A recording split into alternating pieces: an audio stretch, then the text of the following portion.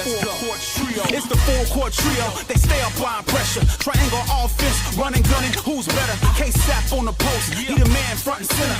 Swing it out the Keisha. She the queen, that's the sister. Got the bro Clyde glide through. Now you history. The ball at the top of the key. He on the scene. Give you 3 the hard way. Moderators getting rid of. Any violators put a hater on hiatus. Pull up front row. Trolls getting finger rolled. Block your shot at the rim, Matumbo. No, not in my house. It's the big 3.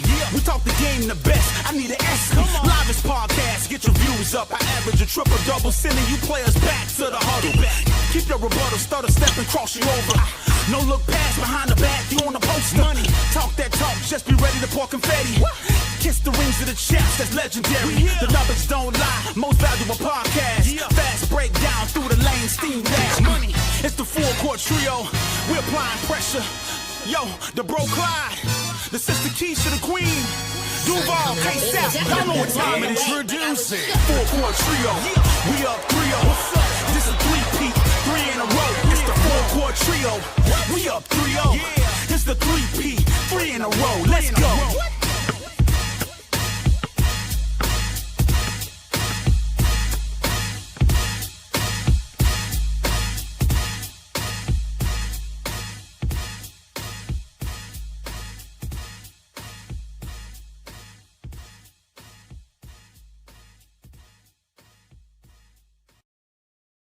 Hey everybody, this your girl Keisha with the Full Court Trio. Happy to have y'all rocking with us on a Friday night. Y'all see the topic. We're going to do Paige versus Caitlyn, media lies, and the front office is holding back the Twin Towers. My Kamilla, Cardoso, and Angel Reese. Y'all come on in the building. Make sure you hit the like button. If you haven't subscribed to the Full Court Trio, make sure you hit the subscribe button so I don't have to come look for you. I got my boy Duval and So Pretty Tony on the panel because Bro Claude, y'all keep him in your prayers. He is at his niece's funeral, and K-Sap is called himself treating his wife for their wedding anniversary. So they needed to spend time with family. So you got Keisha, Duval, and So Pretty Tony. What's going on, panel? How you doing? I'm doing good. Wonderful on this fine Friday. Right. Fine Friday. How was your day? Because mine was hectic. I don't know. It was easy. It was an easy day today. I enjoyed my day today. It was more relaxing than most. Okay. I'm glad you had a good day. What about you, Duval? What you was doing over there in your neck of the woods? I ain't had nothing to celebrate, so I'm here. What you mean you had nothing to celebrate? I mean, boss man had, say anniversary and shout out to Bro Claude and his family and keep him in their prayers. Meanwhile, I had nothing, just a normal day, so I'm here with y'all. So you know what I'm saying. So that means I need to find something to do. Let me tell you something, Duval. I feel the same way. I was like, oh, I ain't got nothing to celebrate. I want to go do something, but never mind. I'm here with y'all. I guess I'm gonna celebrate with Duval and So Pretty Tony. And Duval, don't act like it ain't a celebration to be on the panel with me. Don't be acting like that, man. Don't do me like that, man. Not already. Like that. Hey, let me say hi to people in the chat. What's up, T. Kamilla, Brian Lewis? I see you, Tiara, in the dark with a smile. Miss D, Duval's favorite. Yeah. Hey, what's going on, Jemima daughter? What's going on, Reddit Milky Way? Donna C, I see you in the building. Thank y'all for rocking with us. Brian Lewis, I see you. Donna C. Hey, man, y'all come on in the building. We're going to get it cracking here in a little bit. What's up, Jackie? What's up, Jackie? How you doing? And look, Gemini, Stacks cooking. Now, I don't know if I've seen that. What's up? What up, Gemini? Look, what's up, She Wins? What's up? How y'all feeling tonight? I hope y'all had a good Friday. I was running around like something. It was crazy today. My kid, y'all, my oldest is moving away from the nest. She gonna move on to Houston, Duval and Tony. So she moved on Sunday. So it's a lot of stuff going on. Even though my house is being tore up, it'll be all over at the end of this weekend. She's gonna take all that stuff with her that she keep ordering from Amazon. Well, I'm gonna be honest with you. You know what they say about Houston? I Go on, tell me. They got high STD rates, so tell her be careful. I'ma tell her to be careful. She say she grown. She 24, the ball. She done graduated college, got a master's degree. She's taking a job down there. So my hands are up. I told her Yep. to call me if she need me. We'll be down. It's only 4 hours away. I tell her rather call you than the gynecologist. That's all I do. Next, I'm gonna say please high don't STD call rate. me for that. Please call the doctor. The high STD rate in I Houston. need you So to come hold her hand. Yeah, look, tell her, look, I done told her all the stuff. I told her Houston is about that life, They but about you to know, laugh. she young and Houston is popping, is more popping than Dallas. Well, you know what I mean. It's just a different vibe. Right. Dallas is cool too, but Houston is popping. Popping. I'm just telling you, they passing out two things in Houston: STD and grills. So You either one, you know yes, what I'm Miss saying? D, I'm gonna miss my baby. That's my firstborn. And you know, she to be honest with you, she keep me straight because I am more like my son. I'll be all over the place, and she is a to-do list person. Check the box, all that. I just be living life. So, you know, we get on her nerves a lot. So I can understand her why she wanna go out on her own so she can get some order. Me and my son we just get it how we live, Tony. And we I just know get how out. that go. Yeah. I know how So that goes. but you know, I am praying for her. Look, so she don't be messing around with them people that Duvall know. So Yeah. Houston, Duvall. Houston Duval, Sun go on and says, put that word in Duval and telling folks stay away. yeah, Look, you know, yeah. she just got to talk to mob ties. You know, mob ties in Houston.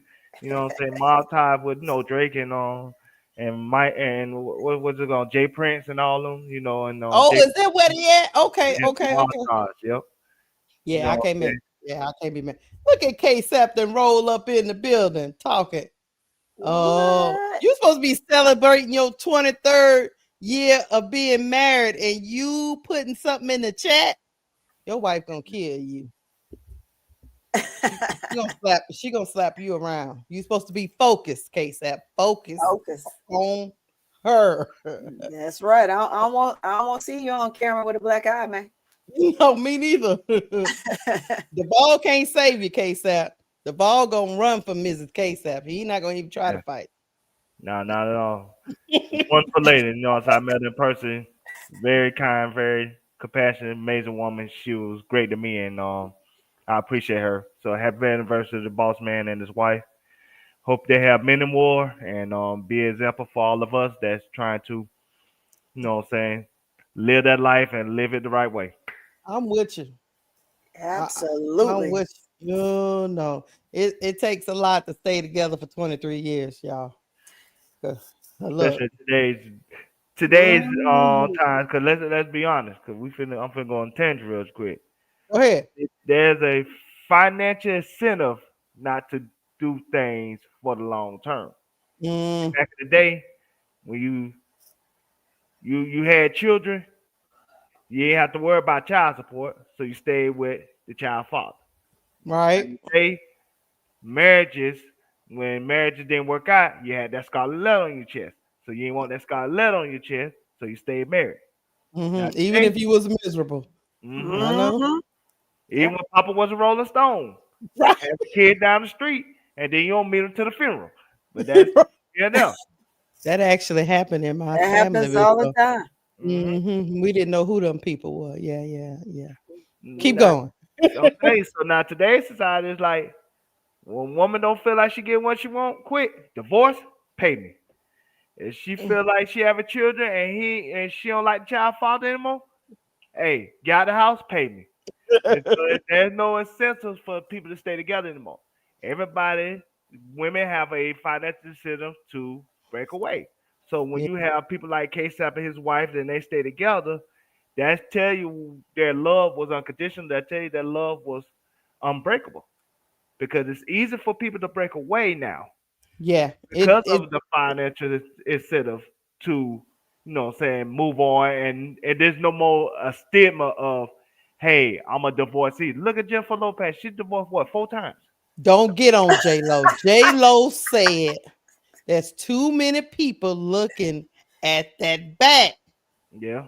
and she has option. Don't you get on J Lo on She this got show? options. She just she needed change after change after change. She say when it ain't working, she got to go. She got Just need change, man. Yeah, she had all kinds of options. She went from the restaurant, the guy that was the server, and she married him and helped him run the that restaurant. was a mistake. Then she had the backup dancer. I guess he couldn't dance anymore. So since she divorced him, that was a she mistake. had, and then you had what's the guy name? Anthony? Something Anthony? The Latino star. Yeah, they said what's his name? Shit. That's when she had the kids for. Mark Anthony. Yeah, Mark Anthony. That's Mark his name. Anthony, They said what on curve was the reason why they started falling apart. Because remember her, Mark Anthony and J Lo, not J Lo, but what's the girl name? Jada Pinkett. Remember when they had that little show on TNT? Well, first of all, Mark Anthony is she probably met her match with Mark Anthony. Mark I'm Anthony. sure she did. Yeah, Mark Anthony, he collect beautiful women now. Mm-hmm. Yeah. But remember what occurred was Mark Anthony and J Lo, or not J Lo, but Jada Pinkett had that TV show, the Doctor Show on TNT. Yeah, I remember they cut that mess short. They said they got a little bit too close. Yeah. So she had him. Mark Anthony a pimp though, Yeah. And Pimp daddy. Pimp daddy. And then she had A-Rod, and then I guess A-Rod got off the roids. He ain't no allegedly. He got busted for steroids. So he got off the roids, and man, you know what I'm saying, maybe yeah. Look, A-Rod. Sometimes when you get off them roids, things happen. And then you don't look the same. She it don't work the same either. Oh, I'm sorry. I know. Go ahead. I'm just saying, she ain't married this dude, but we already know he a little Fruit Loop, and that's Diddy. Oh, she got a new one? No, Diddy back in the day. Diddy before Diddy was really. Oh, yeah, the Fruit. Well, we should have known who he was talking about when you said Fruit Loop. Yeah, that was look. I keep saying it. That was a mistake. Yeah, that was a big mistake. You know what I'm saying? Yeah, he was all over the place. That's probably the only person that Diddy ain't hit. He hit all the other women. He hit all the other women and made them do them freak offs. He ain't made J-Lo do them freak offs. J-Lo got up about. She got up out of there. She said, "Nah, play left real quick." Yeah, J-Lo mama ain't play that. No, J-Lo mama ain't play that. She was my mama don't play.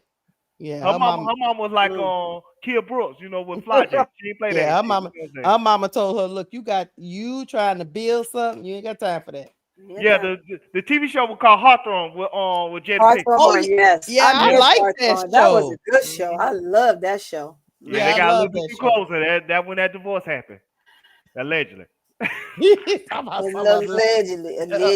You say allegedly. Hold on, y'all. I can't mess around with Devon because Devon gonna have us up here going through all J-Lo's mistakes. I got one more thing to say. And shit.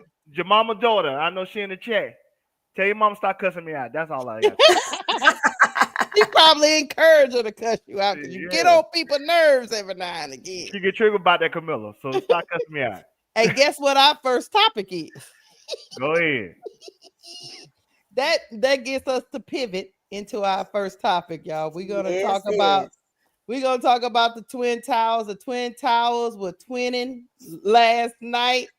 I mean, Angel Reese and Kamilla Cardoso put on a clinic on what you're supposed to do in the post and sharing with the bigs. They would with that high-low action. They was just rolling last night. The Liberty didn't really have an answer for it. So you had two bigs in double digit, over 20 points. And I think Angel Reese had 10 rebounds. And I want to say Kamilla maybe had what? 15. Mm-hmm. So we see the vision that Teaspoon had last year. Kind of we see bits and pieces of this because they did this in another game, like right before Kamilla went overseas to play in that tournament. But what we're going to talk about before I play this clip, we're going to talk about after I play the post press conference after that game. We're going to talk about what do the Twin Towers need from the front office to be successful, because we see glimpses of that tandem can work, but it's specific needs I think they need in order to be successful on the court long term. Because we keep seeing these glimpses, but they don't have a supporting cast. Go ahead, Deval. I was gonna say before you go, the game that you're talking about, it wasn't just the LA game when Kamilla had 27, Angel had 18, 17, 7, and 6 or something like that. Yeah, something like that.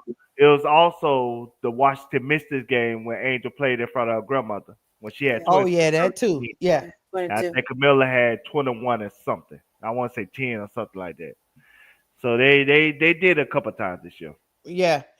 That's why I say we see glimpses. I mean, like last night, 22 and 15, 21 and 10. And the biggest thing is both of them had, Kamilla had 5 assists, like Deval pointed out last night, and Angel had 3 assists. You got 2 of your bigs assisting more than the guards on this team. So we're going to talk about what we think they need, what Chicago needs to do, what players they need to surround these 2 ladies with for them to be successful together. But let me play the post conference last night, because I just think Kamilla and Angel are so funny, y'all, together. Hilarious. That it is must see TV. And I know people talk about they don't like being with the media, but then when you see them together, you like, yeah, I understand. 2 little kids. I understand why they don't like, because Kamilla's face, Lord, expressions is freaking comical, y'all, because she is you start off showing up. Hey, look at it. She is funny, y'all. All right, we gonna play. Here we go. So, anyone can start. We'll start with player questions first. Start front row. Andrew. I'm not sure. Congratulations on the win for you all. First for you, Angel. You had the warm embrace with Teresa after the game. What this win means to you to defeat Liberty, playing well hot. You had to show the composure that you did down the stretch. Yeah. First, obviously, it's for Sloot. Everything that she contributed to New York, being able to be here in this moment with her and see that ring was amazing. And hopefully one day we can get that as well. But I mean, New York's a great team. We don't take it for granted that they're the champions, but we came out and punched. This is our second win against a top 2 team, 2 teams that have been in the championship last year. So that's why it's so frustrating after games, because we know we can beat the best teams. And that's why we're so hard on each other. So I'm really happy with the team tonight. And I think everybody came out and showed up. And that warm embrace you have with Teresa to do it, how she's always been loved here, be able to have a performance like that with her, what that meant to you. Yeah, I mean, I've had a relationship with her probably for over a year now. She's been having my back through everything, and it's just great to have a legend that has done so many great things for New York, see her name on the ground, on the court, and I just admire everything that she does, and she continues to show up for me, and I just appreciate it. We'll go to Alyssa, second row on your left. Be specific, because Kamilla won't answer no questions. You know, I'm just here.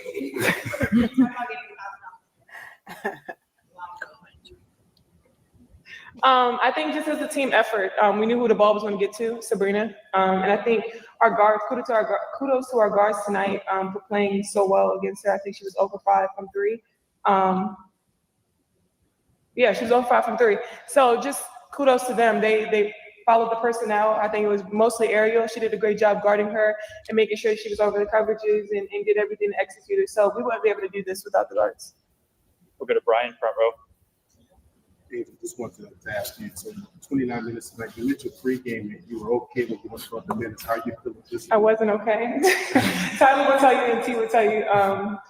I wasn't okay, but I'm happy now. Hopefully I'm off minute restriction, but just being able to be out there and just give energy. I just want to give as much energy as I can because I know how much I do give, even if I'm not scoring. I was setting score a lot in the first half, and going into the third quarter, but just being able to be out there and just give whatever I can defensively, rebounds, steals, whatever I can out there. So I was a little frustrated in the first half because I'm trying to spare out how many minutes I can play, but I'm happy we won, so that's all that matters. We'll go to the front row on your right. Hey, good. Y'all need to ask Kamilla questions. No, I'm just here for emotional support. Okay. Yeah. So last week, I spent some time with David, and he was loving the game. He actually said that you remind him of himself going into the play for the Lakers. He no shade, like just developing his own time, able to drive the basket, and rebound at a high clip. Two-part question: have you watched James Worthy's game 1 and 2? I guess response to that. No, I haven't. I haven't watched much of this game, but now that I know, I'll go back and watch some clips of them. But I just try to perfect my own craft. I think everybody has their own pace. Everybody wants me to be able to do things right at their time, and I do things at my own time, and I don't let anybody speed me up.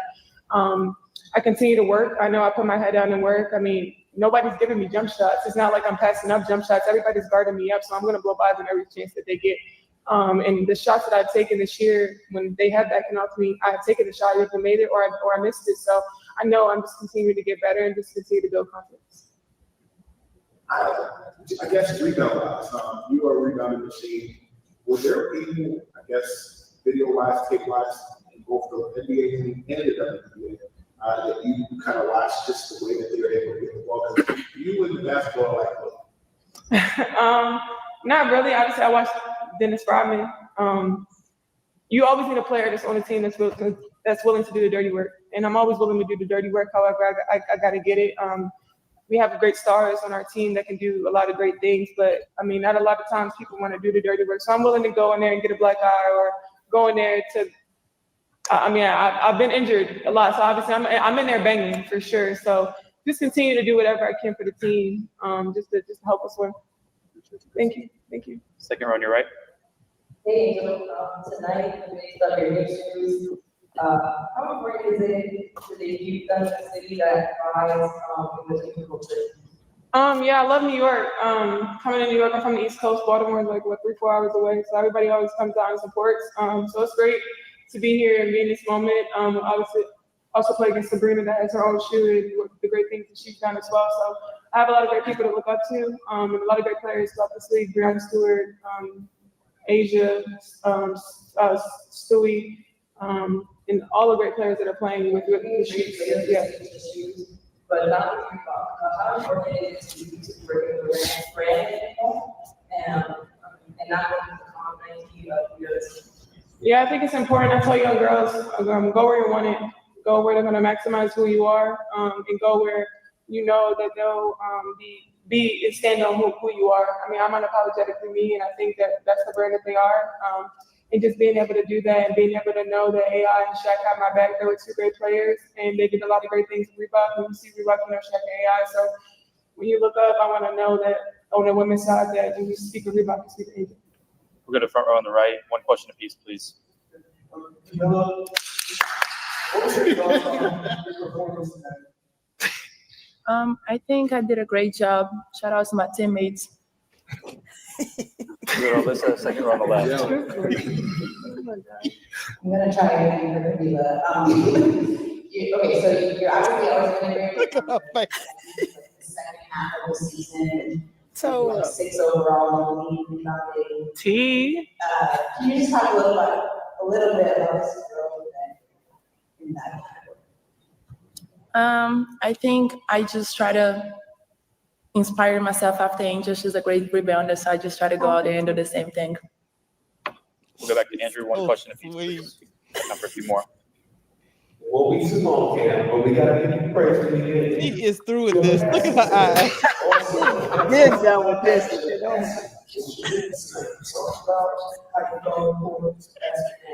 Oh, I like to pass the ball. I think that's one thing that's very underrated about me, and I like to get assists. So, yeah. We'll go back to Brian. Question for you, we just want to get your thoughts on Michaela's play. Look at her face. Like, leave me alone. I'm tired of it. Just continue to build Michaela's confidence. She was here in New York. She won Rookie of the Year. So just knowing that you got to continue to just tell her, like, I told her in the game, I was like, actually, I can't share what I told her.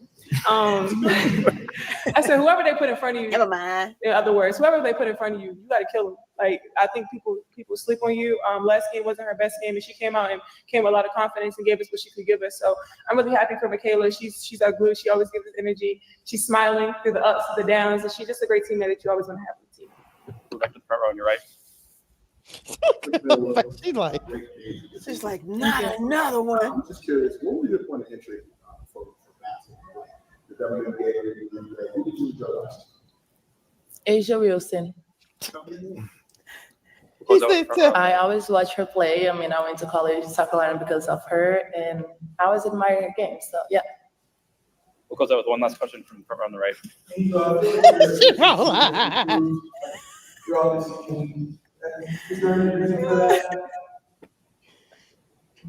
I just put the basket in the hole. Awesome. Thank you, everyone. Tyler's up next. She wanted to say something else so bad.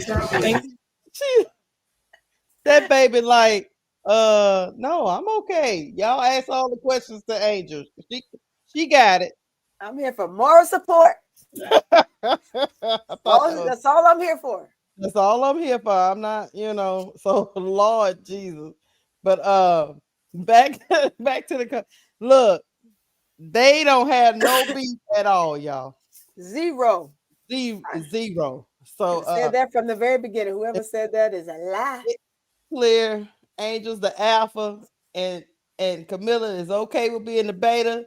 She don't have no aspirations, Duvall and Tony, of being in Angel's shoes. You can see it all on her face. Look, no, go. She got the hell out of Angel, man. Here for moral support. She's here for moral support. Angel, do all the talking. I'm here for moral support. I'm here, She don't like the media at all. You can tell it. But we gonna get to it. What do you all think the Twin Towers need from Chicago? What players do they need to surround these two ladies with? I'll go to you, Tony, first. What do you think? You need some solid shooters, and a very good point guard. Mm-hmm. Even if you get a semi point guard, right? That's better than what we have. Even if we had Allen, who we had last year, that would help. That would help because she would match up well with she would match up real well with Ariel Atkins, right? And that would free her up, and it would also free up Rachel Banham to be able to just take the jumpers that she needs to take and be solid with it, right? So that will open up the floor. But if you are constantly passing up an opportunity to get a point guard, a good point guard, a facilitator, not someone that want to come in and take jump shots. We all know point guards like to take the little short middies and stuff like that while trying to drive to the basket and drop the dimes off, right? But you need a really good facilitator for these two bigs. You get them a really good facilitator. They already facilitate for each other really well, but you get one more facilitator out of a point guard that can open up the floor a little bit more by allowing your 2 and your 3 to do their jobs, then you can flourish. I don't see a whole lot of individuals that are willing to come to Chicago, but you could have used any one of those guards in the beginning of the season. Kelsey Plum. Of course, Plum gonna take as many shots as she can, but as you can see later on in the league, in the season for LA, she kind of settled in and stopped trying to be the one. Right. I'm not gonna be the one to do it all. I have players I'm surrounded by. So now she's facilitating more, which is much needed. So you needed a guard similar to that. I like Slim, but I don't think Slim would have been a good pick. I know that's one of Angel's idols and stuff like that, but Slim to me would not have been a great pick because Slim likes to shoot the ball way too much. Right?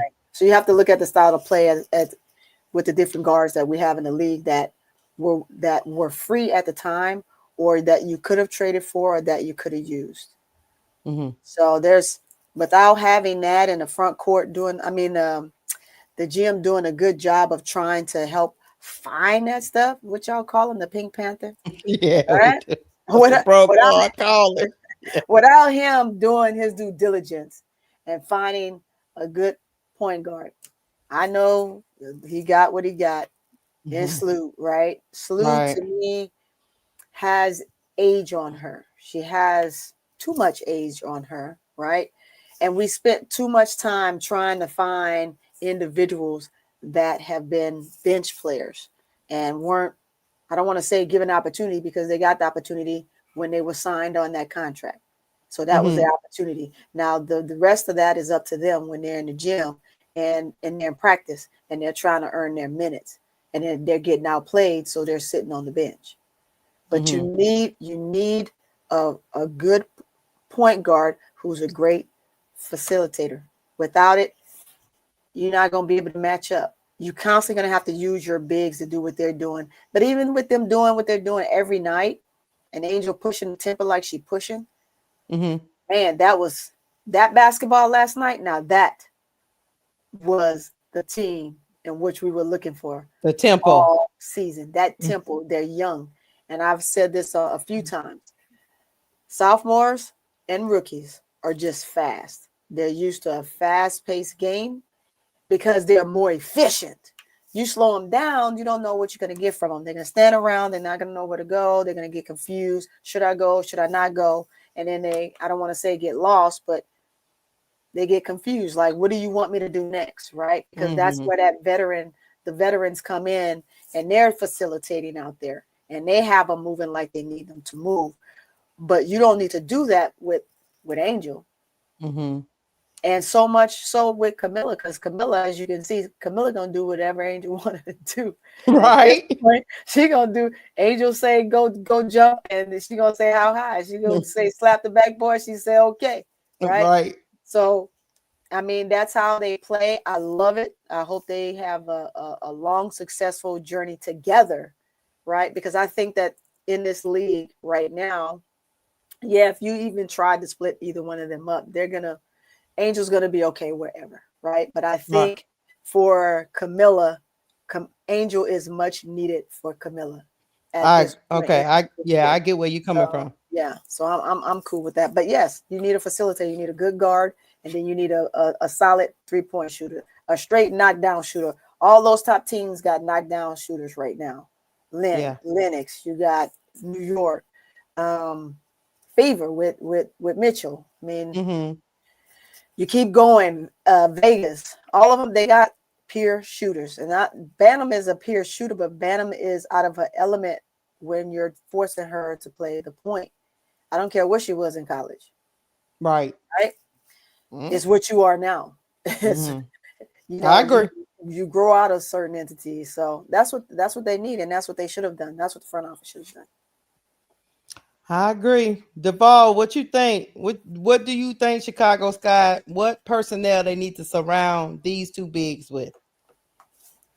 Angel friends. Can they play? I mean, Kai Copper could play and DJ Nate. Because I about to say we got HVL, she a friend. Yeah, but you know what I'm saying? when you got a coach that not a maximizer, that's you know what I'm saying, that's a recipe for disaster. So you need to start there. You need to start with a coach that know how to have creativity when it comes to offensive scheme. That way you can utilize both of those players to the best of their abilities. But like I said again, you need a bucket getter, not somebody that could put up points, but somebody that could get points in bunches. Because like I said, you don't need, even though Angel is so much improving in the offensive aspect, she's not somebody that could go on a heater like a Rike, Kai Copper, somebody that man to a Ryan Howard. So if you get one of those, she feeds off of that, and she could be a secondary scorer. But she's not somebody that could be a primary scorer as of yet. She's still developing her skill set from an offensive standpoint. Right. When it comes to Kamilla, like I said, she needs to really tap into her passive ability, because Kamilla's not a scorer. As much as y'all want to make her a scorer because she's 6'7", but you can't teach effort, heart, and mentality. And there's no shade to her. That's just what she is. But she can be a great passer. and that could supplement her scoring ability that she can't utilize every single game because that's not who she is at heart. But if she implement that passing ability into her offensive repertoire next year, she could really be dangerous. She could really take her game to the next level, even if she's not that scoring machine that people want her to be based on her height and size. So that's where we need to get to as an organization when it comes to those two players in particular, and get players around them like I said, Kyle Copper, somebody that's a bucket getter. That's why I disagree with you on the Brittany Sykes. Yes, Brittany Sykes is say she's not a natural point guard, but she's a bucket getter. And if she's a bucket getter, Angel gonna get them buckets when she got somebody else that can get the buckets with her. What would be difficult for Angel, what would be difficult for Angel field goal percentages and stuff like that is she got to be the person that get the buckets all the time as the first option. She's not at that point yet. So she needs somebody else to take on that scoring load while she could do other things to help the team win, like defense, rebounding, and like I said, controlling the offensive glass and scoring in a secondary role. Because she's still gonna get her points regardless. She just can't get it as the primary focus. So that's where we at as an organization to get those two to the next level.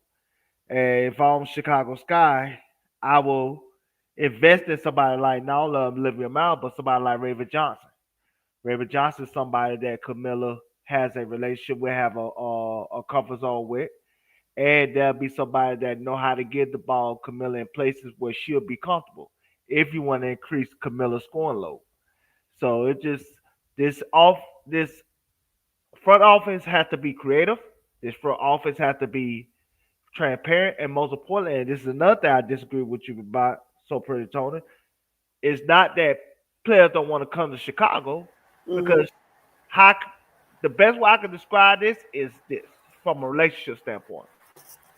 When you got a man that's good looking, he don't have to have all the other things for a woman to like fall in love with him. All he got to do is the bare minimum. And that woman fall in love with him because he's a handsome man. She could parade him around to all her other friends and brag. That's all it is. And that's Chicago Sky. Chicago Sky has a great market and a superstar that most, if not all, players in WNBA love to play with and love to be around because of her celebrity status and who she is as an A-list celebrity. So the only thing Chicago really need to do is clean up the front office and present themselves as if they're trying to be a serious organization. They don't got to have all these fancy whistles and bells and whistles and all that stuff. They don't have to do all that. Chicago Sky ain't Dallas. No disrespect to Dallas, but they ain't Chicago. Chicago Sky ain't, Atlanta. Atlanta's a great city, but, their infrastructure when it comes to their arena and stuff, is not attractive. Chicago is not DC. Great city again, but their infrastructure and their stadium and stuff like that is not attractive. Chicago is a very attractive market, and they have the most attractive players in WNBA that people like to play with and hang out with because of celebrity status. All thing they got to do is do the bare minimum, clean house, from coast to heel, make themselves feel like they're going to be a serious organization, and people will come there and joke. But they don't have to do all the extra stuff and have all this top of the line facility and all this other stuff that attract other free agents. They just got to do the bare minimum. Just like y'all women want these handsome men just to be the bare minimum, just don't be disrespectful. Even if you disrespectful, y'all still want. It's just, what I'm saying? That just, says different standards for What are you rambling about? To being honest. You said, hey, don't be throwing. They got a lot of beautiful women in there. Stop it. Look, they got a lot of beautiful women with some suspect looking men. You know what I'm saying? Exactly. So y'all say what I'm talking about. I'm just saying, all you gotta do is Chicago Sky do the bare minimum. You already attract the place and destination. You already have an attractive superstar. You don't have to have all this other stuff for people to be attracted to your organization. Just stop being incompetent. So yeah, when y'all they're say incompetent, Duval. I don't mean to cut you off. They're incompetent, but at the same time, you're saying they could do the bare minimum. But see, that's what And they're that's the doing right now. definition They're of doing the bare incompetence. minimum, and that's not why that's why they didn't get what they want. Yes, you need to change the front office, but remember, they changed the front office from the last cruise that all the individuals that were here before, right? So if you changed it from before, and players are saying, "No, I don't want to go. No, I don't want to go there," and they came for visits, and they still say, "No." So come on, they've done the bare minimum. They've made a change. It ain't the right change. We get that. It's not the right change, right? They need to make another change for the better. But sometimes the bare minimum just isn't enough in this business, because this is a business. I'm gonna let you finish your I'm gonna let you soliloquy. finish. because y'all keep cutting me off. I'm sorry. But we Okay, sorry, there we go. Slap. I'm gonna let you finish your soliloquy, but the bare minimum has got them here. Keep going. Keep cooking. What I mean by bare minimum is, like I said, what we got right now is below bare minimum. I don't even think this is bare minimum. You think this is below? incompetence. Yeah, below bare minimum. This is no saying. If you a guy trying to talk to a woman, you say come to my house instead of going on a coffee date. Coffee date is bare minimum. You trying to tell me to come to your house, they ain't bare minimum. You know what I'm saying? That's no effort. And right now, Chicago Sky is no effort. Because you can't hire a GM that used to be a developmental coach that think you're gonna be considered a serious organization. This organization is not serious. You gotta hire a legit GM that people respect. You gotta hire a legit coach that people respect. That's bare minimum. Not somebody that nobody else ain't want. So who gonna take this organization seriously if you're not even doing the even simple stuff to make yourself seem like a serious organization?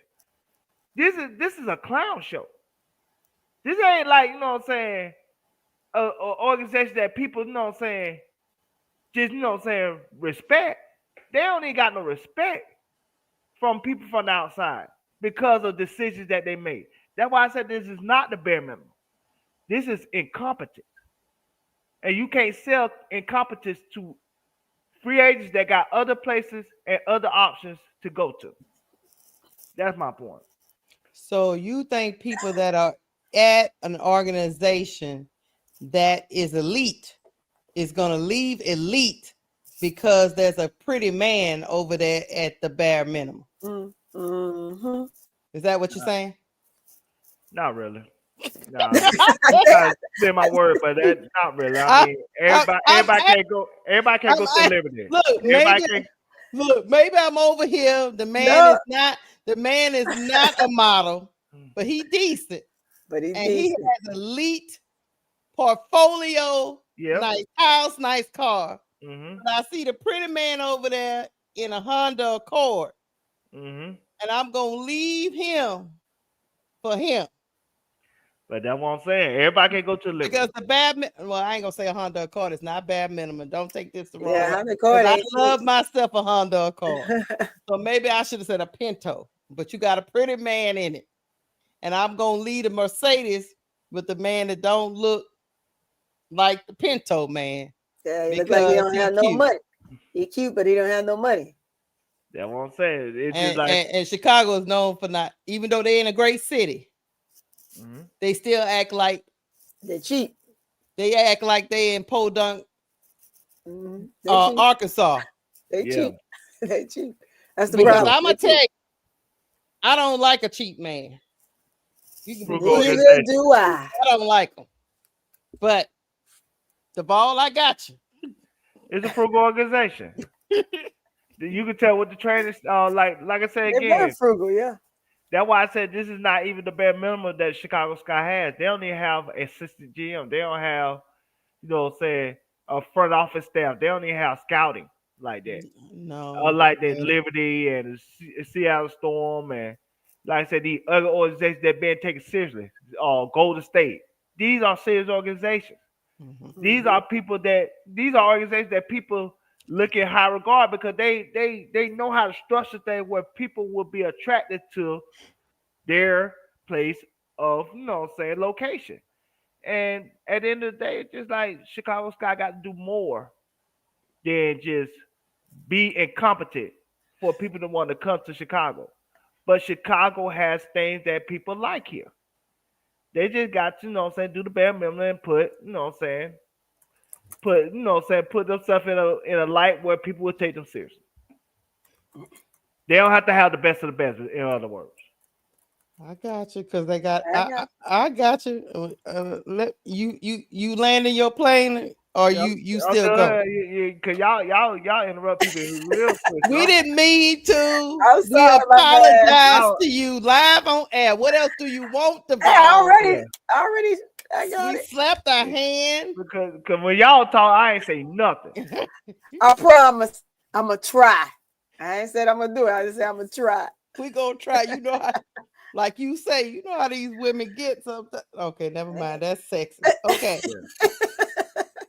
I'm sorry, DePaul. Nah, but I'm good. That's all it is. That's what they need. Like I said again, we broke down what they need from a personnel standpoint, from an organization standpoint. It's up to the organization to do what they need to do to put them women in the best position to succeed. Because if not, they're gonna leave, and that's all there is to it. I agree. Well, I'll launch into my soliloquy. I think the Twin Towers need. I kind of agree with you, Duval. I think they need some dynamic guards that can operate in both the mid range and the three. I don't think they just need 3-point shooters. I think they need versatile guards that can pull up from a midi or pull up from three and have 3-level scoring ability, so it can increase the spacing, because you don't know what those guards are going to do. They also need to have those guards got to have in a package of some type of defense, because the defense we saw this year was just atrocious.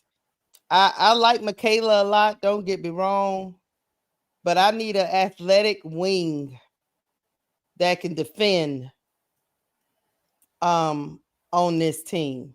And as far as the point guard, that's a foregone conclusion. We all know we need a point guard that can facilitate and be another ball handler. But when I'm thinking in my mind, I know we so focused on the facilitation, but I need that point guard to be able to score too. I know they're not coming off trees, y'all. I know they're not coming off trees. The only thing that I like about Olivia Miles is she can shoot the three. She can shoot in the mid-range too. So that's a good thing. But I need guards that are dynamic, that can operate at 3 levels, not just going out to the, because people get confused. We just need 3-point shooters. I don't think that's the truth. No. Because you need somebody that can make shots when that 3 is not falling. So that's what I definitely need an athletic wing. That I can agree with you. That I can agree with you both on. That's where Brittany Sykes come in, right? But the ball was talking, yeah. But from that position, right? When we're talking about guard position, point guard position, no. But for that athletic guard to be able to be a bucket getter and not just a 3-point shooter, yeah. You just don't like her facilitation, is what? Yeah. Well, I just think that it's I first versus we. You know, she does a good job, but it's an I first versus we. And right now, what Chicago needs is they need a we. A facilitate, kind of like the ball. I ask you a question. Your top prospect at point guard. Do y'all want somebody like Olivia Miles, or do y'all want a combo guard at the point guard spot? I would like Olivia Miles because of her style of play. I think she could play a fast-paced tempo, something that Angel and Kamilla could both excel at. And I think that would help them have easier baskets than them trying to always get the baskets in the post.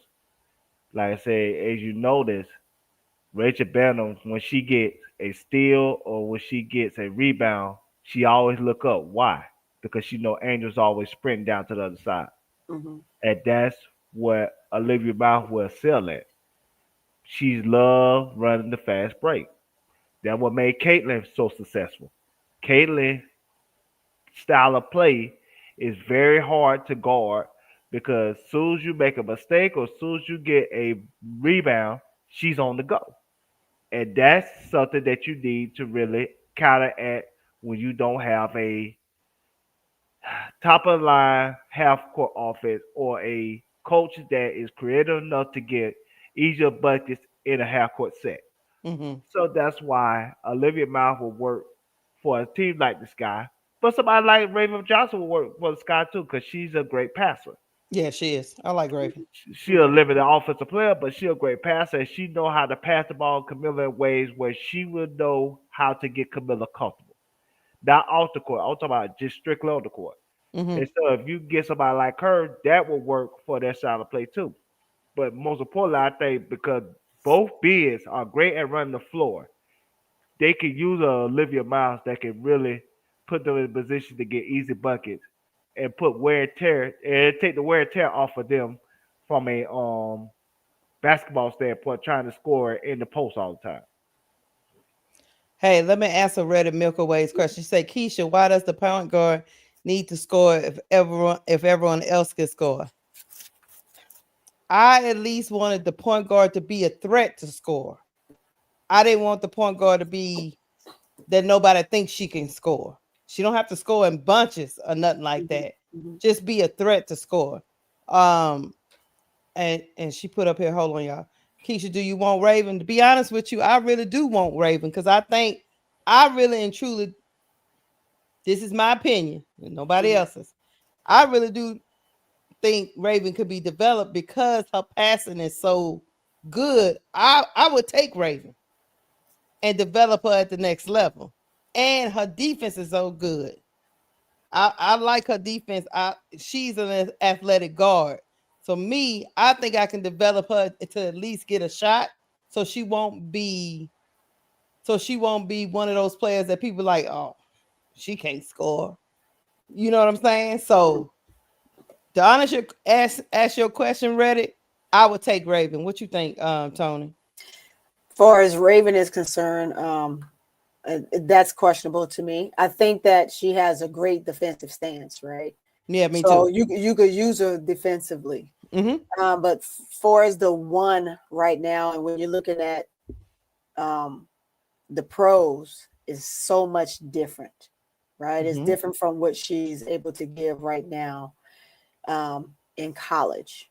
And I would hope, and I'm just going to say hope, that she will come in and be able to do what Pow Pow and those others are doing. I mean, she's not that great of a shooter over Pow Pow, but if she can come in and just give her minutes and be solid and make it work for her, then sure, why not? Why? Because of the dynamics between her and Kamilla.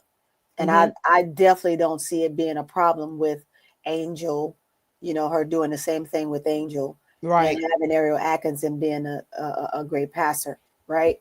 But what's going to have to come with that is being able to handle that ball tremendously. And with this fast pace and these women, you got to match up with women. You're no longer with little girls.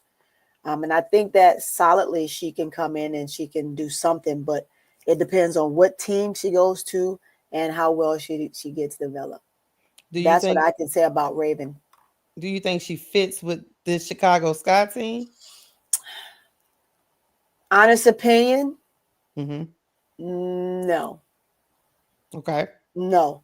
Reason being, right now you need somebody here and now. You already have people that you're trying to develop right now, right? If you had other guards on here, point guards on here, that she can come and play behind and she can develop and learn from, absolutely 100%, right? But right now, if she came in, she would have to actually be one of the runners. And I don't know, and that's just my opinion, if she's ready for that. For as the one position, I'm watching some of the guards coming in that were like her prior to, and it's not to put her in the same caliber with those ladies, right? But they're coming in and they're deferring They're deferring to wanting to just gravitate to the 2 and kind of get themselves out of the 1, but they're here to be a 1. Mm-hmm. And it's hard for them, right? Because they're matching up with grown ass women, and it's a lot tougher. Yeah. Right. It's not that easy to get around and makeshift like they can in college. So it just depends, right? For her, it would have to be a show me type of situation. And me, I would take her because of all the intangibles in hopes I can develop her offensive game. Mm-hmm. If I get Olivia, like say like in Duvall's Perfect World, I get Olivia Miles. Then if I get Olivia Miles, I'll take Raven with Olivia Miles. Yes. Does that make sense? Yes, that's a pair. That's a pair. See how you just put that? Because it's a pair. You got somebody that could actually come like in. I wouldn't take Raven over Olivia Miles. If I get Olivia Miles, then my next pick would, because I need ball handlers on this team. This team is having hard time with ball handlers on this team. And so Raven is one of those people that she has all these other intangibles like defense and ball handling and, rebound, just the other things that some guards just don't want to do, Yeah. I would take a based off of that. What you think, Duval? Do you like Raven? If you get Olivia Miles, or do you think Raven don't fit the team at all? First of all, we need to read that super chat that you passed on. I saw that super chat. The guy said because he the money. Get the money. Let me get the money. Hold on. Okay, hold on. He said, Dre Stewart, thank you for the $2 super chat. Diamond Miller will be a great wing for the Sky. I like Diamond. I like Diamond. And she over there talking crazy in Dallas. So so I don't know. We might can get a Dre Stewart. All right, let me get the Paris Stein. He said, thank you for the $5 super chat. He said, comparing Caitlyn to Paige is like comparing Whitney to Aretha. 2 different styles, 2 great singers. Hey, Perry, we even got to the topic yet. Yeah, we coming. It's the next thing. You stay in the chat. Okay, go ahead, Duval. I thought you were talking about that thread. Duval, I thought you were talking about the other one, the thread guy. Who is it? Who is? Talking about Thad Parker. That's what I thought you were talking about. Yes, she's like, she plays for South Carolina, and it's like playing professionally. But again, not everybody can match up. It doesn't matter who they play for. Doesn't matter who they play for in college. She's getting professional experience right now, but she is not in here with these ladies just yet. So for me, I'd have to see it. So I appreciate that, but I'd have to see it. That's me. That's fair. Duval, what you think? Is it my turn now? Yeah, she was. I'm gonna mute.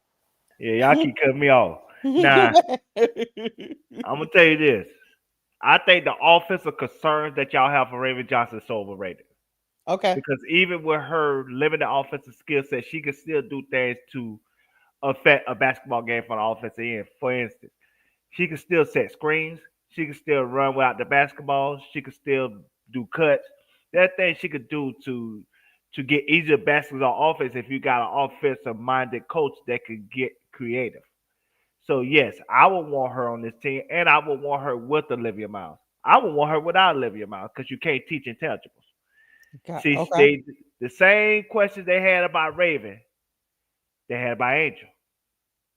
They said Angel should have went back to school. Offensively, she ain't good enough. Offensively, she would be held back. Angel's a 2-time All-Star, best rebounder to ever do it. On the way to be a first ballot for Hall of Famer. And that's Angel's friend in real life, by the way. That's the reason why that Caitlyn moment happened. Because she felt like her friend was disrespected. Not Haley Van Lith. Her friend Raven was disrespected. So she would feel along well with Angel. But like I said, she can do things on offense without being a person that can score her own fruition. She don't have to be this mid-range scorer, or she don't have to be this dynamic offensive player. Like I said, she could pass the ball up on offense and start setting screens and stuff and get easy baskets with cuts and backdoor and getting offensive rebounds and stuff like that. She could do the dirty work and dirty it up in a way where she could still be effective. That's how Angel scores a lot of her points. So let me. I'm trying to make sure I understand where you're coming from, though. So are you saying that she don't have to score at all, or are you saying? Okay, yeah, go ahead. I'm not saying she don't have to be this dynamic scorer for her. Oh yeah, no. She don't have to be Brittany Sykes and all of them to be effective. Like I said, she can score in the offensive set without her being an offensive, having a tool in the tool bag, you know what I'm saying, to be effective offense. You could scheme baskets for a person that's not offensively developed. That's all I'm saying. That's what it comes down to. Like I said, she don't have to be this offensive mastermind on offense for her to be effective. Just have a coach that know how to be creative with her on offense, scheme, run off picks, cut to the basket, you know what I'm saying, learn how to get drop-offs and stuff like that. There are things you could do for her to be effective on offense where you could keep on the floor, where she don't have to be an offensive liability where you playing 4 and 5 on offense. Right, that's what I'm trying to avoid. Yeah. You like I said, that's up to the coach. The coach got to be creative. That's what coaches get paid for. If they don't know how to be creative, then that telling you right there you got the wrong coach. You got Tyler. Yeah, I know. That's why we need to get rid of him. We need to get rid of Cockroach from Bill Cosby. You know what I'm saying? You know what it is. I ain't call the man a cockroach. Nah, that was name on Bill Cosby. That was cold name on Bill Cosby. You talking about the you talking about the actor? Yeah, the cockroach. Oh, he do kind of. That ain't right. I thought you called him Arthur. No, he's Arthur too. He Arthur with the glasses. But you know what I'm saying? But he looked like Cockroach off of Bill Cosby before he came cold off of Martin. That's all. But hey, you let him tell it. He's an offensive genius. That's what he hung his hat on when he came in the door. He said offense was his thing, though. Duvall, what's happening? You saying he not creative? You seen creativity? I ain't seen it. I'm just telling you. Originally in the press conference, he said offense was his thing. Defense wasn't his thing. His daddy was defense. He said he was offensively a guru. Did the Wilpons scheme people out of money? Yeah, they did scheme people out of money. So you know, say people lie all the time. People lie to get jobs all the time. We see people that over evaluate their resume just to get a job that they ain't deserve. So you saying we got Ponzi scheme? Basically. I ain't see no offensive creativity as well. I didn't see it. I ain't see it. Now with Nola Henry, when we was in our rival, even when I questioned her rotations and her politics, one thing I never questioned about Nola Henry, her offensive creativity, because you seen it on the court. Right. You see that lady drove plays and huddles, and you seen the offensive creativity on the court each and every game. I don't see that with Tyler Marsh. I think Tyler Marsh overinflate his offensive acumen because it shows on the court that, you know what I'm saying, they don't have an identity. What's their identity? What are they good at? I don't know, Duvall. Don't force me to answer questions I don't have an answer to. All right. You know what I'm saying? All those players getting it out the mud. That's why a lot of those players look worse than they did the previous year. Even Ari Atkins looked worse than she did the previous year. Yes, coaching. I mean, anybody's going to look horrible depending on the type of coach they have. Why y'all doing Tyler like that? Tyler. I mean, hey, you got to put him in the best position, right? So if you're going to keep Tyler, do you want Raven to come in this mess? That's what the ball is operating on. Tyler gonna be gone. That's where he operating from. Now you get a good office, right? Yeah. Duvall, you get a good office.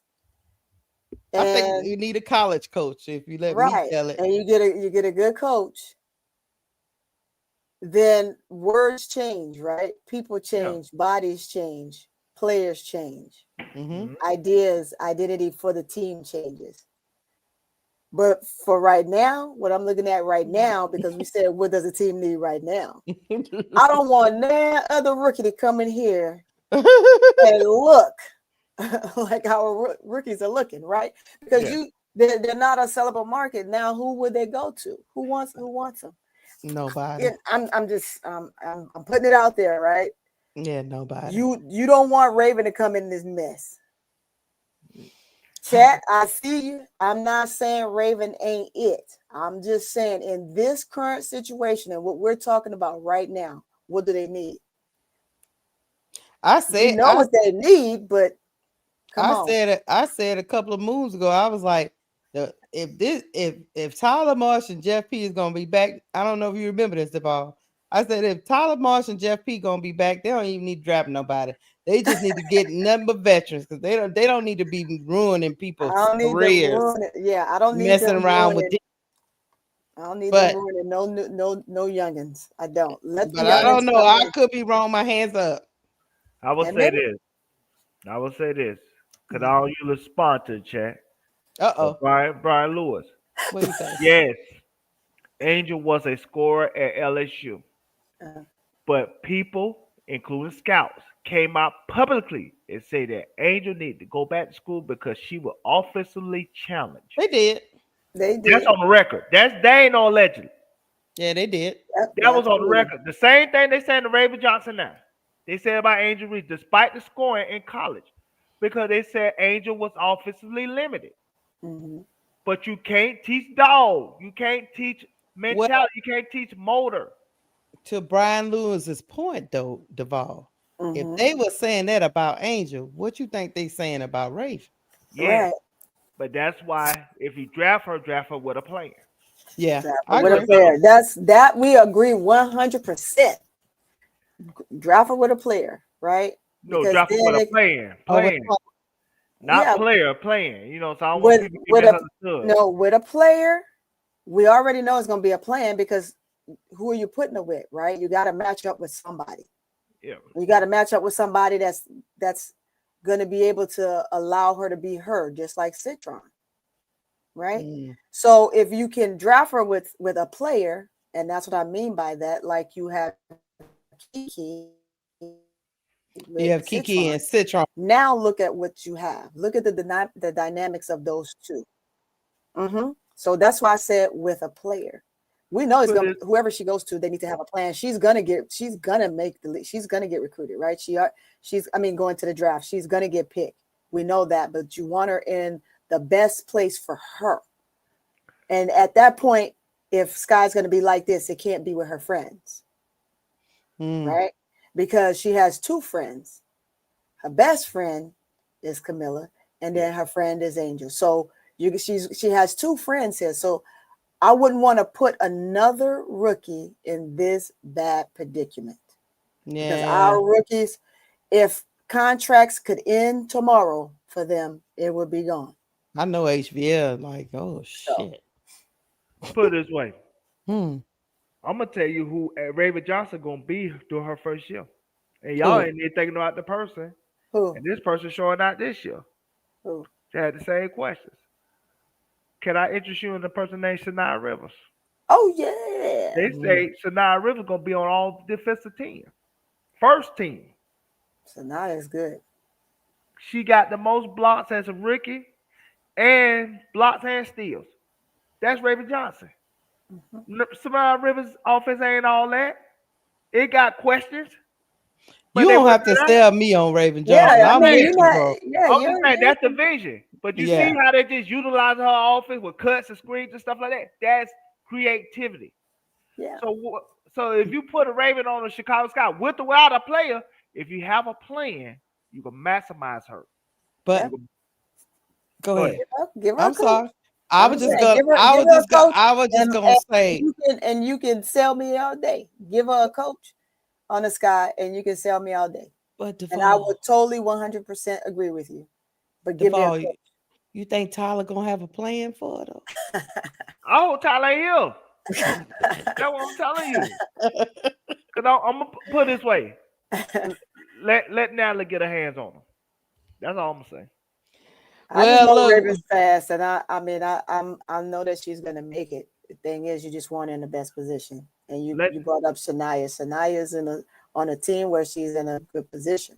Again, we got a good. A lot of these, I think that guy's they're in a position. They're in a good position right now. Mm-hmm. Right? Ours aren't, because I guess our people just don't care to develop the rookies, right? So just put her somewhere where she can be her.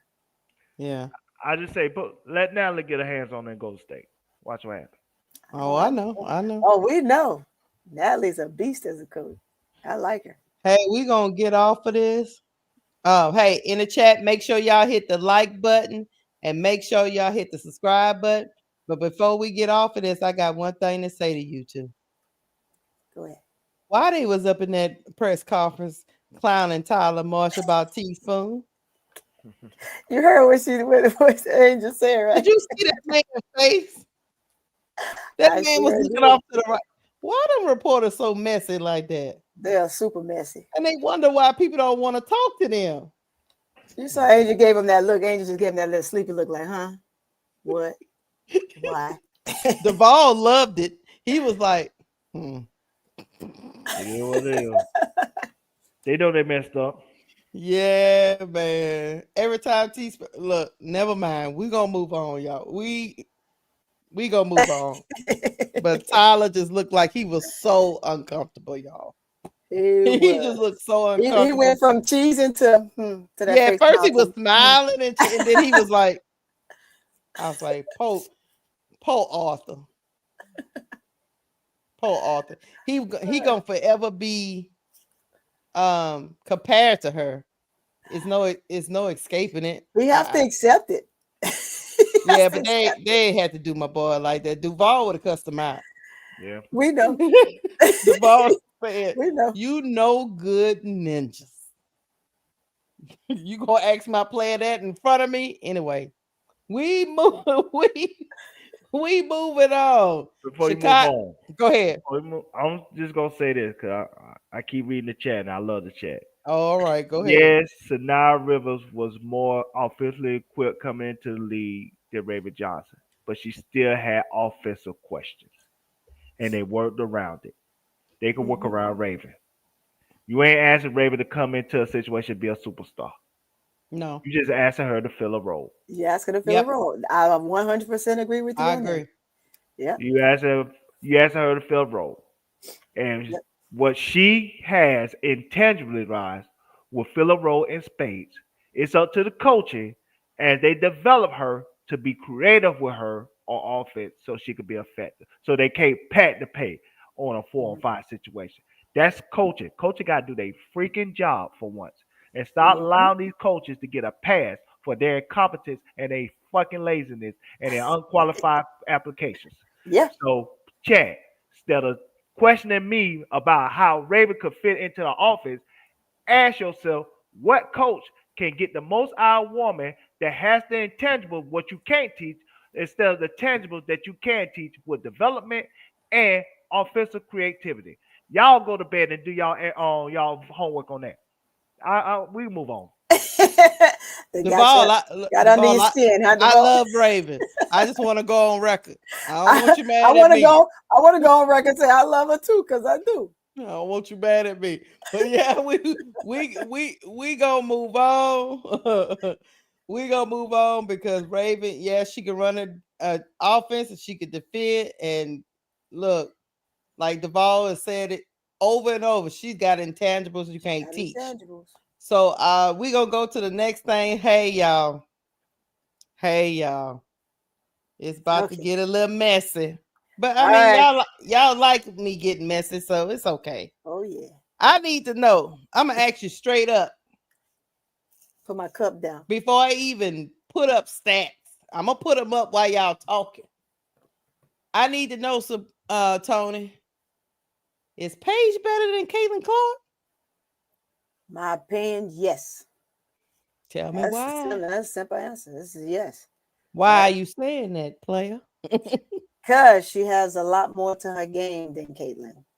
She has a lot more to her game than Caitlyn, right? I.e., we all know the obvious defense. Mm-hmm. Being able to have the court vision that Paige has and not being blinded by her shooting ability, which is amazing, right? By the way, she's outplaying Caitlyn at this time of Caitlyn last year, right? Mm-hmm. Mm-hmm. So she sees the floor so much better, right? Her Mm-hmm. vision for finding her players, she is a player that will pass first, shoot second. We understand that. But even with doing that, she knows how to pick and choose. Her choices are very, very wise, and they're very, very smart. She's a very smart player. And she has more in her repertoire that we just haven't seen yet. And she pulls them out every game. Just look at the 40-point game she had just recently. I mean, she can play with the best, just like Caitlyn. I'm not going to take nothing away from Caitlyn on that aspect, right? By no means am I saying that Caitlyn can't get it done. Caitlyn just has things that she needs to work on, just as most rookies and sophomores do. They're not perfect. So for those who think that she's perfect, they need to give it a rest, because she's not perfect, right? If she was perfect, right now she would be on the floor. She'd be on the court right now. She'd be playing right now. So they all have things that they have to work on. But Bueckers' game is all around is I'm stuck for words when I talk about her, because she can do everything. It's not a one thing or one trick pony show for her. It's not the deep ball for her. It's not the lack thereof that I can pass the ball well. Caitlyn definitely passes the ball extremely well. She has some great dimes that she drops. I'm not going to take that away from her either, right? And I know just off rip, without looking at stats, that Caitlyn is a better passer if you go by statistics. Right. If you go by statistics. If you go by statistics, right? But right now, just the year that Paige is having, compared to just being her rookie year and Caitlyn's sophomore year, she's so much better. She's just a much better player. And that's why she was the number one player coming out of high school. Right? So when you think of the class that she was with and all the players that's in the league with her right now, she's dominating all of them. And that's because she got hurt and she had to stay back, right? She stayed back because she had another year. She was red shirt. She had another year. And now look at her compared to the players in her class. And I'm talking about the class from high school all the way up until now that's in the league. Her advancement and knowledge of the game is just so much broader. It's so much broader. And I'll give Caitlyn her flowers on that part, because she said something in an interview and folks thought that she took a shot to her teammates. In a sense, it's a twofold. Yes, she took a shot at them, but she was also speaking the truth, and it's not a shot at them, right? Because there's things that players should know and should understand about their point guard once they start playing with them, and the point guard should know about each of their players, right? Is knowing how to maneuver. What does it mean to constantly move around? The thing that I believe Paige has over Caitlyn is the ability to have her team play with her and her making her team better. That's the big part right there. Caitlyn plays and she can drop as many dimes as she wants. But the question is, where is it that she sees team first and her second? Paige and her are totally two different creatures in that field. And that, to me, is what made Paige a whole lot better. Does she have things that she have to work on too? Yeah, she's a rookie. But she's allowed to have those mistakes that she's making right now because she's a rookie, right? So you have to give rookies grace in a sense. But even as a rookie, she's dominating the hell out the game. That's all I'm gonna say. Mm-hmm. And so that's what I have on that. Okay. Duvall. I gotta say this. I'm finna disagree with you. So pretty Tony, my sister. That's what we have. We can't all agree. I know we can't. But my thing is this here. To say that she's so much better than her class of 2020, not true. There's two other Hall of Famers in that class. One is Caitlyn, one is Angel. Mm-hmm. There's no big ass gap between those three. I promise you that. Because let's be honest, Raven is better at Angel at scoring, but Angel's better at her at everything else. I'll just be honest. But not Angel, but Paige is a generational player, and she is the best in that class. And she's better than Caitlyn because she could do more things well than Caitlyn. And to Caitlyn know how to take her game to the next level and really develop her game, Caitlyn gonna have a ceiling. And right now, she should have a ceiling because she has some things in her game that could really take a team from one level to the next level and be a champion. But she can't be a champion at any level that she came from. I'm talking about Caitlyn at this point. Mm-hmm. Because she always had a ceiling because she won't work on the necessary things to make herself great. She always is comfort in her game at this moment. And a lot of times, just like, and I'm gonna use your daughter as an example, my sister Keisha. Mm-hmm. Even though your daughter leaving Dallas to go to Houston, that's the best thing for her because now she's leaving her comfort zone. She's leaving her nest. She's leaving what she's familiar with. Mm-hmm. And that's what Caitlyn's game is right now. She is so familiar with the fast pace, the fast break game. She's so familiar with, the logo threes and shooting it on a dime. But in order for Caitlyn to get to that top level as far as maximizing her level to be a champion, she has to be uncomfortable and start doing things that she's not normally doing on a consistent basis from a basketball standpoint for her to really take herself from a great player to a championship level player. So yes, Paige is better. Paige have a better skill set. Paige have more things that she's ahead of Caitlyn on as far as her talent. But Caitlyn can also get there if she chooses to swallow her pride and work on the necessary things that's needed for her to be successful at a championship level. Because one thing that Caitlyn has that Paige Bueckers needs to work on is that fast pace ability. Paige needs to also add that to her game as well. She also needs to add that fast break pace to her game as well so she can get those assists up and get her teammates more involved. And that's also something that Paige can work on. But Paige is generational talent. Never questioning that. But she's not night and day better than Caitlyn, and she's not night and day better than Angel. Those are three Hall of Famers there. So they need to be respected, all three of them. But Paige is the better of the three because that's why Paige is the generational talent coming out of high school. I land. All right, well, let me counter that real quick. Oh, go ahead, because I had a counter too. I'm so quick with it, my bad. Go ahead.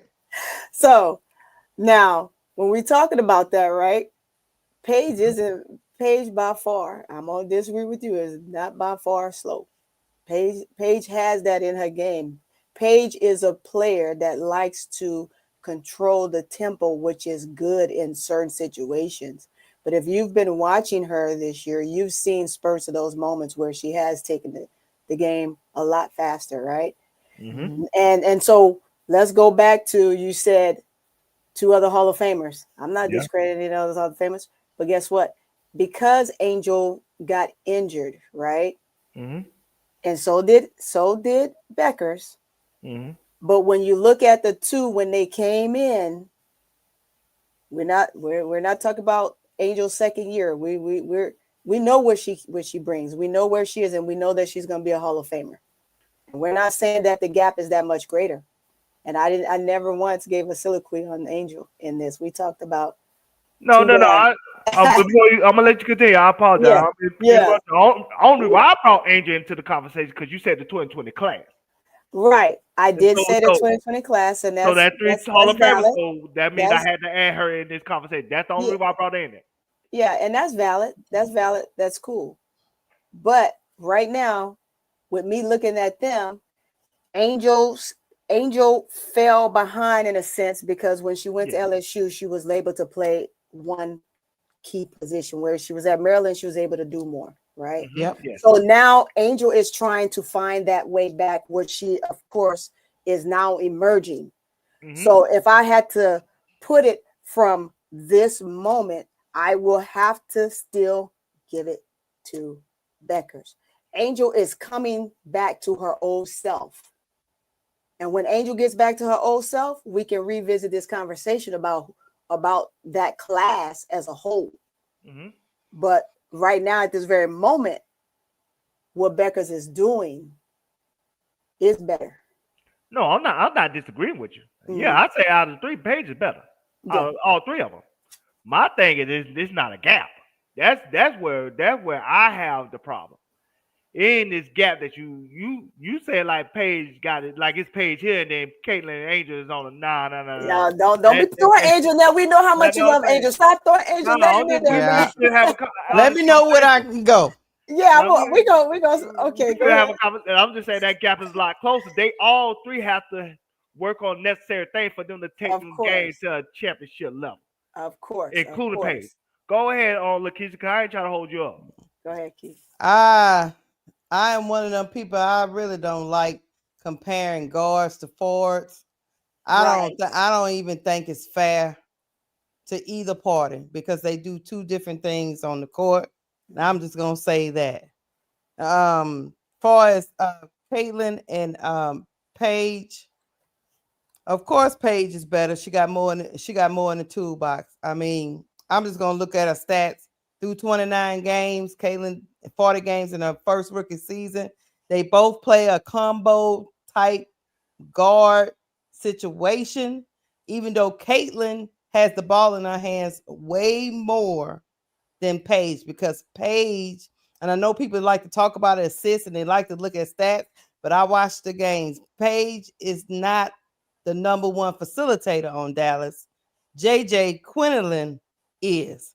Paige is playing off of her and still has 5 assists while playing off the point guard.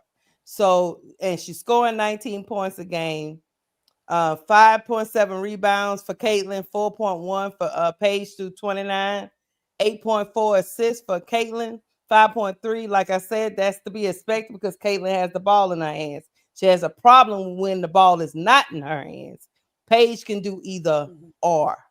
Steals 1.3 for Caitlyn, 1.7 for Paige. So we about the same way there. They both steal the ball. Blocks 0.7, 0.5. Like I say, they guards. I'm not looking for blocks. That's just me. Field goal percentage, 41% for Caitlyn. Caitlyn was touted in the W as a shooter. Paige Bueckers' field goal percentage is 47%. So and we knew this from college, it translated into the league. She is efficient. So she's better than Caitlyn there. The 3-point percentage. Caitlyn came into the league as the logo 3 girl. The lady Steph Curry, she shot 34% from 3. Paige Bueckers shot 33.7 from 3. So there's not that much difference. Not that big of a gap. Difference there. Yeah, that's what Duval was saying. So if you just look at the numbers and you look at the different situations and how both of them play, it's not hard to, and I didn't even get to defense. Right. Caitlyn is a cone on defense. Paige plays defense. Paige, she bad on defense, but she's a willing defender. That's the difference. I'll put it to you like this. A cone and a willing defender is 2 different things. Yes, of course. Now, so hold on, let me finish. So when you, go ahead. And then you get to the point of this. Caitlyn Clark came into the league. It took her half the season to adjust. Paige translated right away. She did like Angel did. She translated right away what she could do, what she knew she was good at in college. Because even with Angel, she knew what she was good at in college. Even with Kim Mulkey, that translated. Paige's game translated. The only thing she had to work on, she got stuff to work on, like the 3 ball, get that a little bit better, and also get a little bit. This is me. I want her to be a little bit more aggressive, but I understood her coming out of that Gino Ariama system. You work a system, you do your, you work the system, you don't go over Gino. So she's got to learn that aspect of when it's time to take over a game, when it's time to just go down, because scoring 44 points, like you said, Tony, it's great. It's a beautiful feat. It's never been done before, but you gotta close that deal. So she's got to work on stuff like that. But yes, if I look at the stats and how she played in the eye test, yes, Paige Bueckers is better than Caitlyn. Yeah, I don't think we disagree on that. Like I said, the only reason why I brought Angel into the conversation, but the moment you said the 2020 class, and that's when I had brought in. But other than that, if you just compare those two, yes, Paige is better. But Paige was considered a generational talent in 2020 in that high school class, so she should be better. But if I had to give a criticism for Paige, that I would give credit to Caitlyn. Caitlyn is great at playing well with others. But what? Like I said, she's great at playing well with others. And what I mean by that is Kelsey Mitchell never took a step back. Aaliyah Boston's game never took a step back. We have to question why Enrique game took a step back. And you know what I'm saying? It's not all Paige's fault. Some of it man, but none of it's Paige's fault. But but she gotta get some accountability in that. No, I don't give a rookie accountability for she gotta get some accountability in that. You're not gonna do this. I will yell at you like I yell at Bro Clark. You're not gonna do this. I'll agree with Keisha on this one. I'll let you finish your soliloquy, but don't devolve. I will yell at you like I yell at Bro Clark. You're ridiculous. not gonna do this. You got to get some accountability for why Enrique took a step back. That means something about Paige's game is not translating to a teammate, and particularly another Hall of Famer. But particularly another Hall of Famer that she playing with in Enrique. Enrique was a 24-point game scorer 2024. Now she at 15 points a game. Something happened. That means their game not translating with each other. That means both of them need to go in the lab and say, how can we both get the most out of each other while we playing together? That's something that has to be questioned. Devon, you playing with us, Devon. I'm not saying with us, Devon. You playing with us. That's fine. You playing with us. Let that ninja finish. Go ahead. I know you trip me. I'm just saying you playing with us. That's all. Hold on. Let me get this straight. I got a question. I got one question, teachers. I got a question. So, Kelsey Mitchell, you brought up Caitlyn Clark and Kelsey Mitchell. Yeah. So in 2023, before Caitlyn Clark, she was averaging 18 points a game. Yeah. And with Caitlyn Clark, she averaged 19 points a game the first year. So you saying she made Kelsey Mitchell better by 1 point? No. I'm saying there's no drop off. I'm saying Caitlyn game did not sacrifice Kelsey Mitchell's game. So because like I said, her point's still the same. Even Aaliyah Boston. Aaliyah Boston scored 14 points a game as a rookie. She scored 14 points a game last year. Now she's scoring 15 points a game this year. There's no drop off. With Enrique, her was 24 points a game. Hall of Famer, certified. So now she playing with Paige, it's 15 points a game. What happened? So you're saying so hold on. Before you go. So Teaspoon made Enrique bad too. What are you talking about, rival? She was horrible. I know she'll trip it down there. I don't know what's going on. I just don't know what's going on. I don't know what's going on rival. I can't. She was horrible, Devon. Paige wasn't there. I can't speak for that. I'm just saying she got to take some of that. As a lead on the team, the franchise player, she got to take some of why her game dropped off. That's a big drop off. There ain't no slight drop off. It was one thing if it's 24 points a game and it dropped off to like 20. But the third rounder can play with her though. Yeah, I like Quilly. I like Quilly. The third rounder can play with her though. But just won't say I don't. Y'all gotta answer that question. Man bun gotta come in front and center and answer that question. That's all I want to know. Why is the big drop off with Enrique? She is a certified first ballot Hall of Famer. She dropped her game, dropped off on 24 points a game to 15. What happened? You want me to give you a theory? Yeah, give me a theory. Man bun don't want Enrique. Moving on. Go Tony, sister so pretty Tony. Go ahead. Go get in here. I just say the ball is messing with us on that statement. He's just messing with us. Cut it out, the ball. Cut it out. I'm gonna give you K-Sap's word. Cut it out. Just cut it out, man. Cut it out. Ain't no way that Paige. She must have was about to say something crazy. She was. You got money in chat. You got money in chat. Cut off. Hold on. Thank you, College Bound CFL for the $2 super chat. Enrique was trash and unrivaled. I agree. I got you, bro. I got you, bro. I'm finna kill y'all now. I'm back. Wait, hold on. Before you go ahead. Get on, because y'all want to use a rhyme as a reference. I'm finna kill y'all argument right here. Oh Lord, dude, the person I'm finna mention having the best year of their career. No. I'm gonna let you finish, but the person that played it on rival. Shut it out. I got you. Yeah, shut it up. The person that was in our rival had a horrible on rival season. Is having the best year of her career. Can I interest you in the woman there, Leah Boston? She had a horrible on rival. She had a horrible on rival, having the best year of her career. So, like I said, we can't use O'Rival as a reference for everybody. But is that because? But is that because of Caitlyn Clark? No. That don't have nothing. So y'all don't have nothing to do with Caitlyn Clark. I'm just saying y'all need to start using O'Rival as a reference while people playing horrible. No, I don't want that reference to say that she was with other teammates, and you.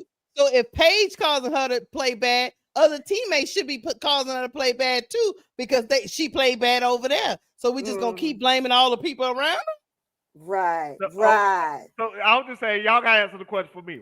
Why Paige's game is not translating to Enrique's game? I gave you the answer. So you said she get no love?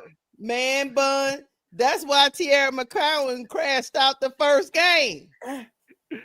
He done with them veterans. Thank you. So you said man bun blackballed her. You seen Dejanay got the hell up out of there, didn't you see it? He broke it. That's right. Don't be putting that on, baby Paige. So wait a minute. Don't be putting that on, baby Paige. Smith and Dejanay, that's Paige's fault too. Nah, he tried to break up that relationship. Do we need to put up the quote again? Do we need to put up the quote again when Dejanay baby said, "I'm in the bind date." She said she won't out of there by any means necessary. I'm in the bind date. Paige can't take all the shots for that. You can't. They ain't got nothing to do with Paige. And Tierra McCowan is sitting on her couch. Paige took a huge step back. She gave Enrique her space. She did. And she's still giving Enrique her space now. Enrique can do what she want to do. Enrique's the one that's not doing what Enrique want to do. Hey, they ain't got she mad at that man bun, man. Yeah, she mad at that man. Get your lips from being perched and play. Knee hurt. I ain't got time for that. Yeah, get your lips from being perched and play. And back to Aaliyah Boston. Boston ain't gonna step off for nobody. Boston is her own boss. She didn't step off. She was just playing bad in the rival. That's just what it was. Since she was playing bad, she was just like, oh shoot. She was like, why? Right? You could alleviate yourself from getting hurt. So if she playing bad and she wants to just sit on down, then she's gonna sit on down. Ain't no big old deal. I can see her said, good. I'll be damned. He said it's baby Paige fault. That's what he said. That's what he said. I just say, hey, she gotta take some accountability for that. They ain't got nothing to do with her. It could be a style of play. I don't know. That's why I said the fast pace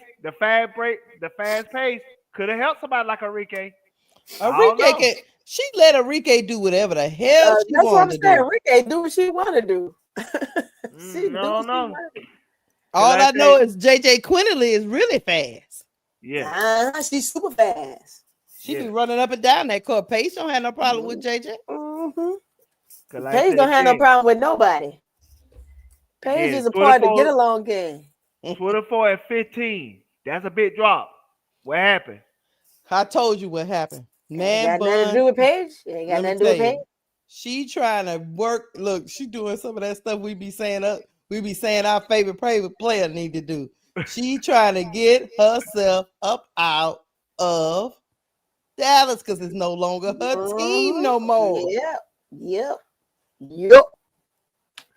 And she recognized that she's a player. This is a business.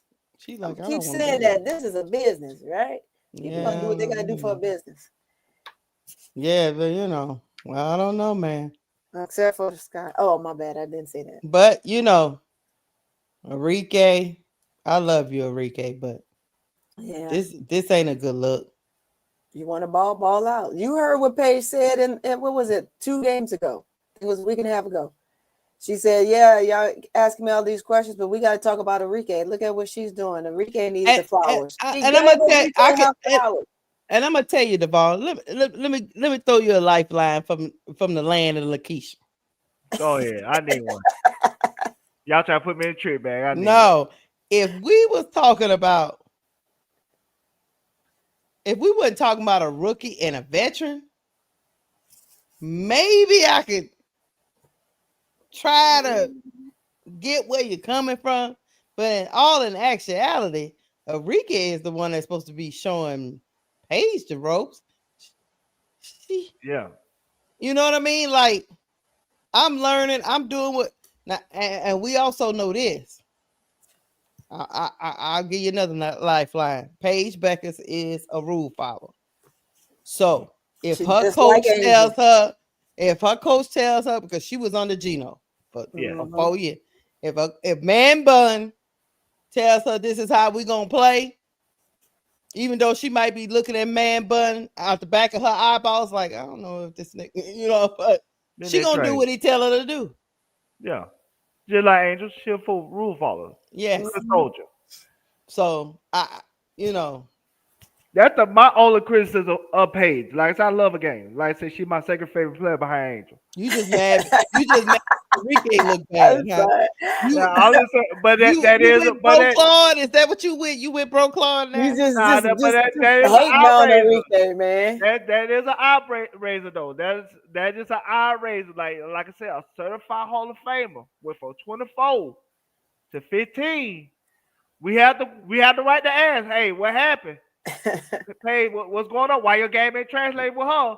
But your game translated with what's the girl name? Quinley, and what's my girl name? Cause she my girl, but the draftee, the second round. Rookie? Yeah, what's her name again? It's not Zai James. Yeah. I'm saying it's translated with those two, but it's not translated with Enrique. What's going on? And the trip part about it is Zai James didn't really play the first quarter of the season because they was going with Enrique. Zai James was on the bench. Yep. She wasn't getting no time. She wasn't getting no burn. And so that's why I'm like, man, what's going on? Because, like, that's why I say this is why I do give Caitlyn credit. It's not like Caitlyn making nobody better. It's like Caitlyn game is not making Kelsey Mitchell game drop off. It's not making a Leah Boston game drop off. Their game is still at the same level, if not better. And that's the same thing with Kelsey Mitchell. I'm wondering, is their game not meshing? Because that shouldn't be that big of a drop off from 24 to 15. Hey, that still don't have nothing to do with Paige. You know what? I'm gonna give you a purpose. I'm gonna give you a purpose effort, Lakeisha. We finna go. I don't know how a rookie can. He said about to go behind the curtains. We finna go behind the curtains, Lakeisha. And then, we gotta go behind the ball. After I said that she not the main ball handler, it's still Paige. It's still Paige's job to get Enrique to sink the ball in the hole. Shouldn't you be talking about JJ? It's Paige team. She the franchise player. She Lord got. Jesus. So you sounded like everybody I else, got him. I got him. So like it's Angel's fault, right? So now it's Angel's fault then. Yeah, we Hey, just said the for same what? thing. It's Angel's fault that these players they brought in That's is not right. playing well. Mhm. Rebecca Allen Yeah, had they a high, sorry though. They Rebecca Allen had a higher shooter percentage when she was with Phoenix than she do now. Uh-huh. You know damn well Beck And Allen she was a miss starter. wide. You know And she damn well was a she'll miss a starter. wide over 3-pointers. Ain't don't got That's nothing the to do with that. same way we feel about Okay, Kia that's right. Nurse was Paige ain't averaging got more nothing to than do she with it. do now. What's the Man, problem? y'all Ain't you supposed to watch, make them better, right? yeah, y'all watching that film. Now Oh, if Kamilla game dropped out dramatically, I'll put that on Angel because they play in the same area. But not the veterans. Not no frauds of the shooter. Them frauds. Y'all know they frauds. Isn't Angel supposed to make Michaela better? Man, they positive game Michaela. They put her at the 4, but she supposed to be the 3. They put her at the 4, but she supposed to be the 3. They ain't the fault that they Tyler Mars put her at the 4 with his, you know what I'm saying, with his mad genius ass, trying to, you know what I'm saying, make something out of nothing. Now, let me go back to Paige. Now I'm finna go back to Paige because I thought of something. Yeah, Okay. I thought of something. And I'm finna bring y'all. I meant to bring us. I meant to tell the chat. I'm gonna bring y'all behind the curtain. Oh See, shit. because I'm finna relate Paige and Enrique to real life.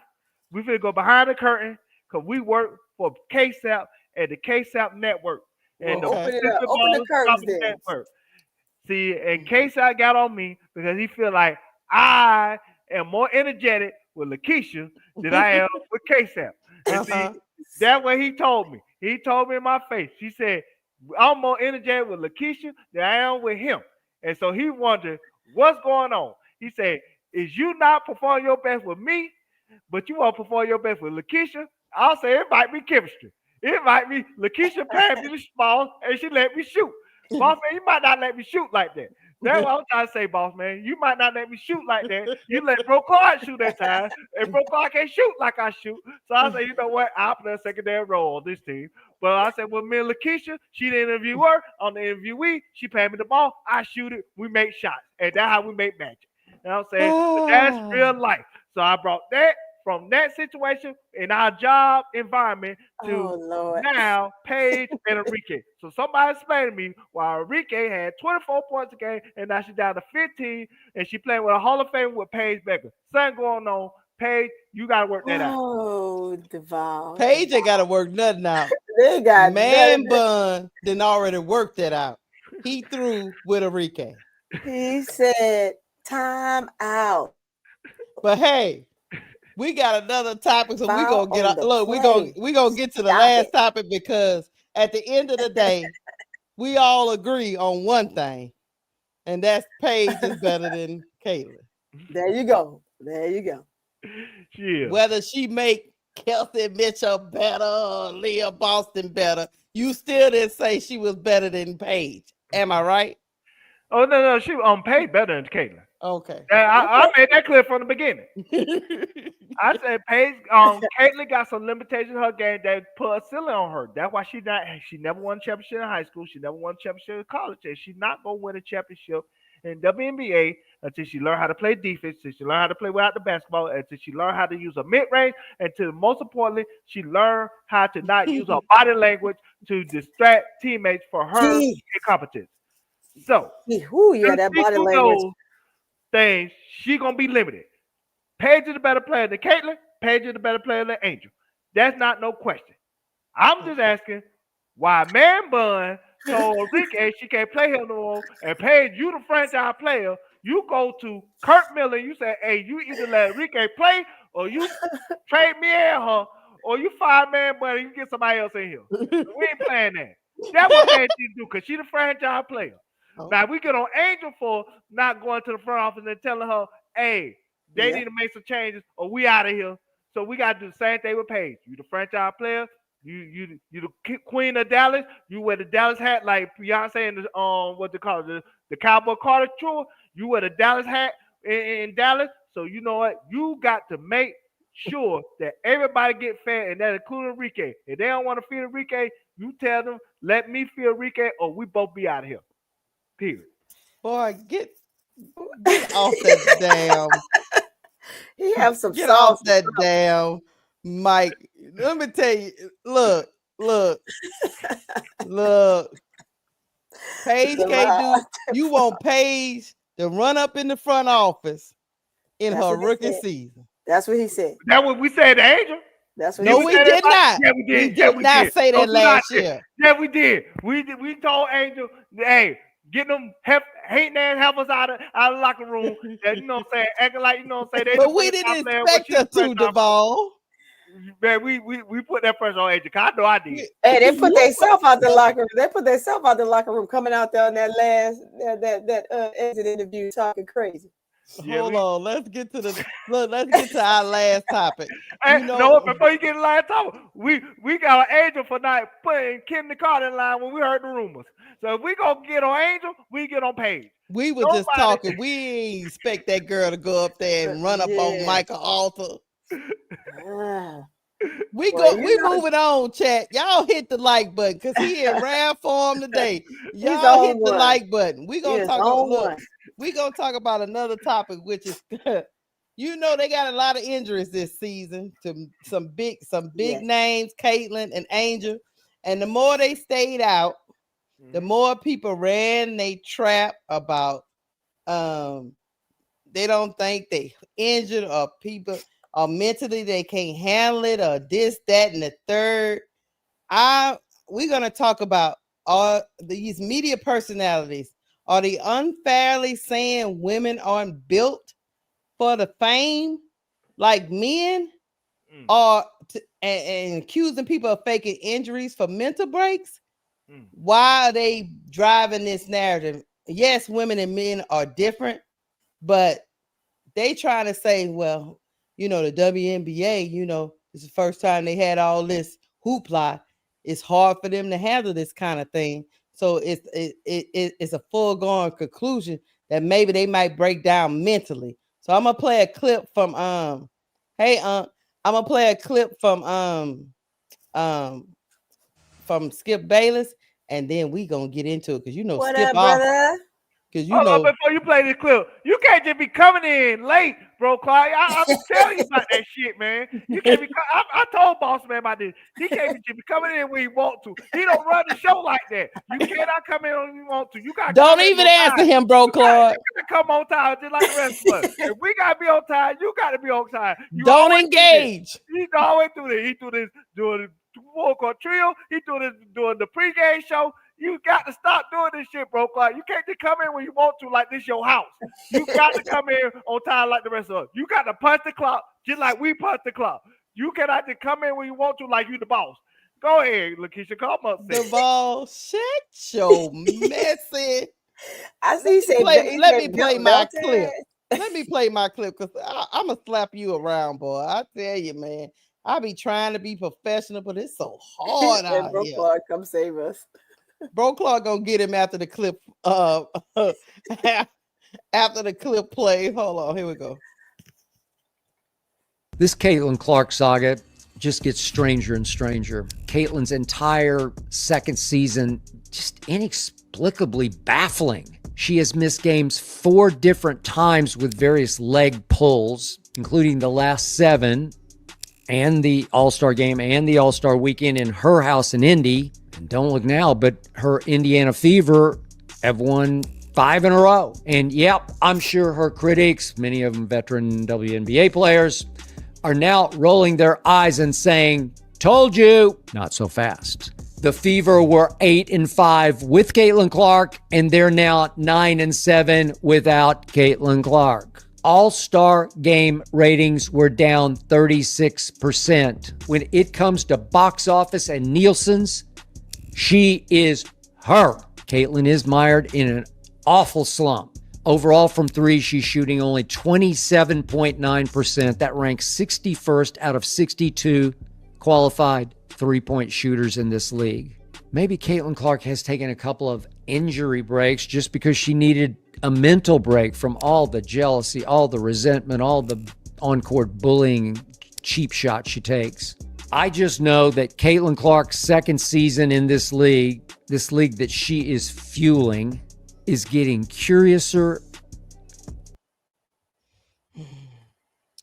Well, Skip is up there talking about Caitlin Clark and all her injuries is because she probably trying to take some mental break. She can't take all the stuff that's going on the court. She can't take all the stuff that's going on off the court. If y'all remember, a certain someone accused Angel of not being able to take the mental abuse of being on a bad team. So she was faking an injury. I need to know what's with this. It's misogynistic. What's with this whole thing of, I guess women can't take pressure. So if they need a mental break, they'll get out here and lie about injuries. When men, they don't never question the men when they report an injury. They say they injured, they move on with it. But with the women, we had all these YouTube lives and videos, and some even said the women are not even equipped to handle this type of pressure. So I'm gonna go to you, Sister Miss Tony. I'm gonna ask you, what you think about Skip's comments, man? Skip Bailey need to put a sock in it, and he need to plug up the other end, right? So until his ass just get bloated, because he full of crap. He is full of crap. So you said the same thing about Angel Reese, Skip? Huh? Can we get the same thing? Because that's not what y'all saying, right? You say she don't know what she first of all, you said she can't play. Right. That's first and foremost. She can't handle the critics. She always got to clap back. So y'all got to clap back along with her. She's lying about all of her injuries. She just don't want to play because the team sucked. That's what you said. I mean, I can use all these fingers and come up with so many things that they said. But for Caitlin Clark, we gonna say that she just needs a mental break from all the pushing and the bullying and all this stuff you said. Skip Bailey, I don't talk like that. Shut up, Skip Bailey. I had to look over that. And bro Claude. I was like, that's his job. That's his job. Shut up, Skip Bailey. Come on, man. Y'all need to cut this out. Cut this out. It ain't about that for Caitlin. Caitlin is injured. She's injured. Skip, she's injured. How long you been covering sports? How long you been on the air? Man, you dust dirty right now. Yeah.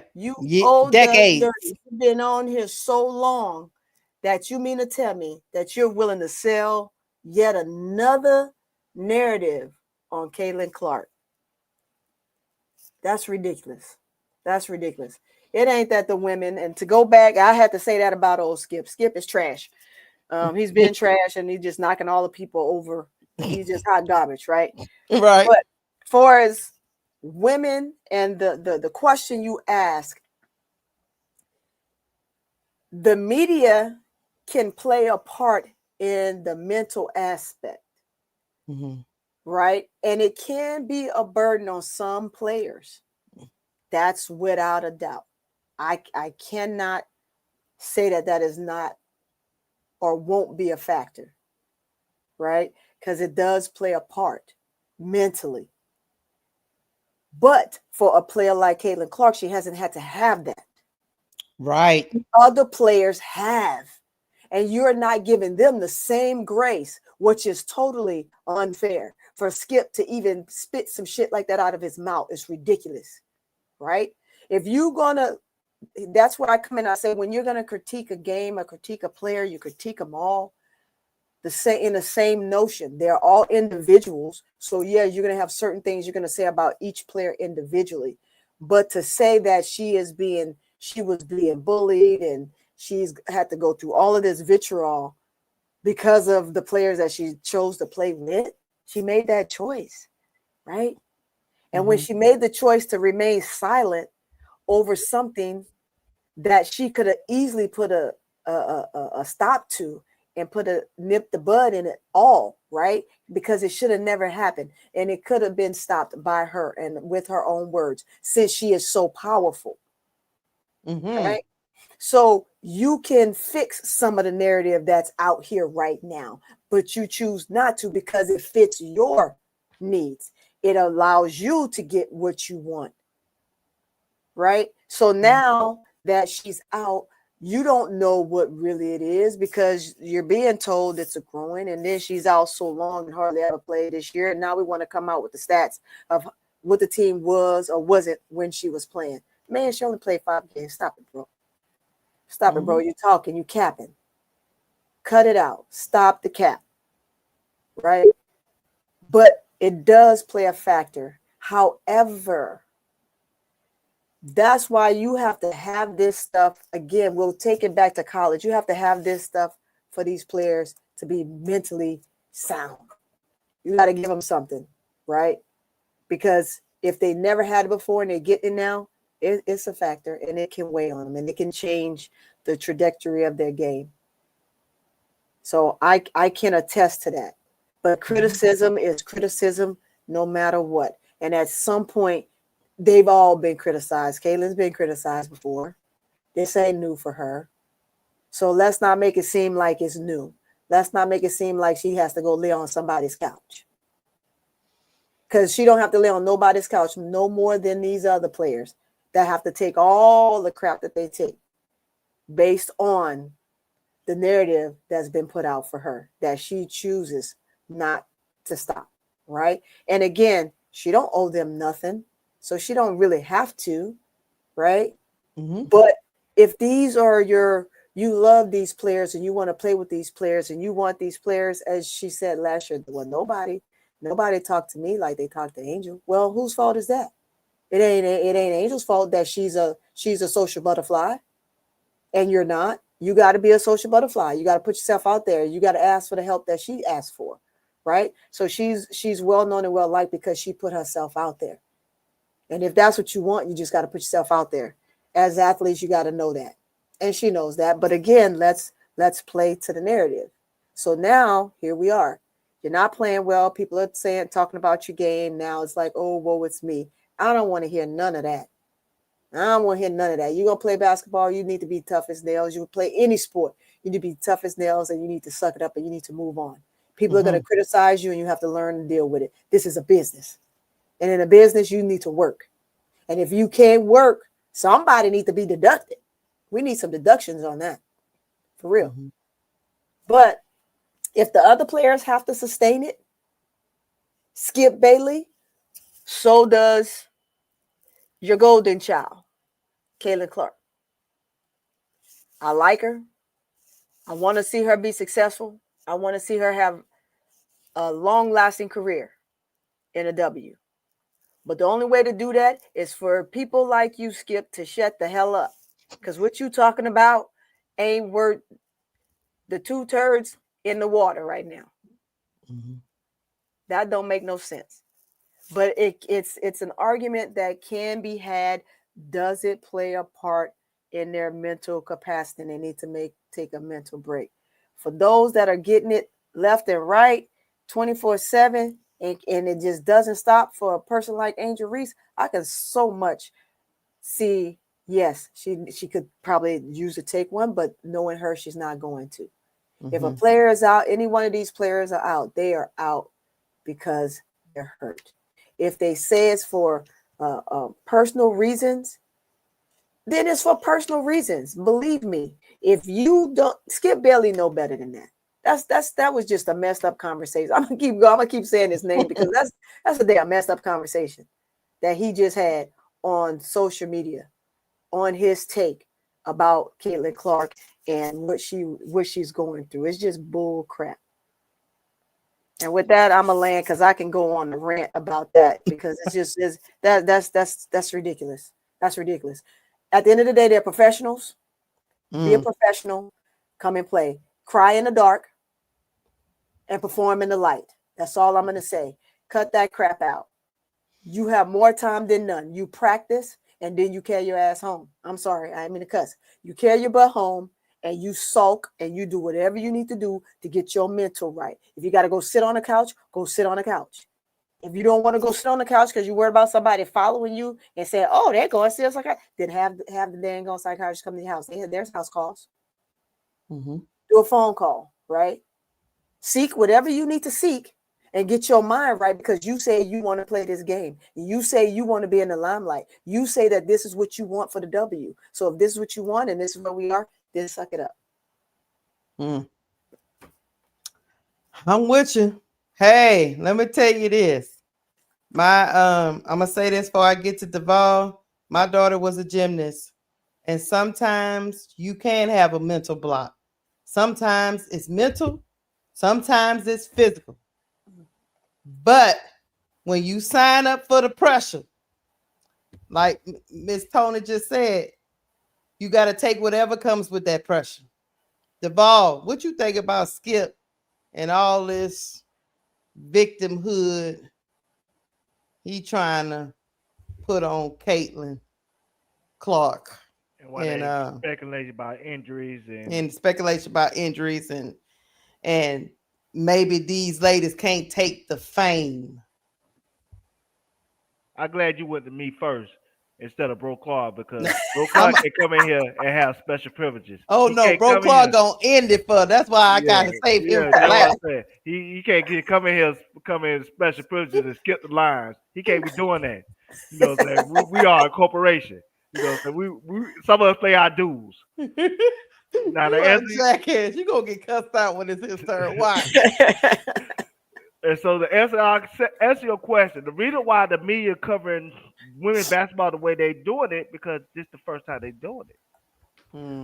The women's basketball game has been ignored for so long that they didn't know how to cover it. So the difference between the women's game and the men's game are a couple of things. Mm-hmm. One, there is a reality TV type feel to the women's game. The reason why they blew up so big between Caitlyn and Angel, because of the reality TV aspect of it. That's not in the men's game. Mm-hmm. That's A. Think about this, just to even go a little deeper. Think about the women. They got fan bases. The Clarkies, MAGA, Caitlyn fans, Reese's Pieces, Angel fans. Mm-hmm. The MVPs, the FISA fans.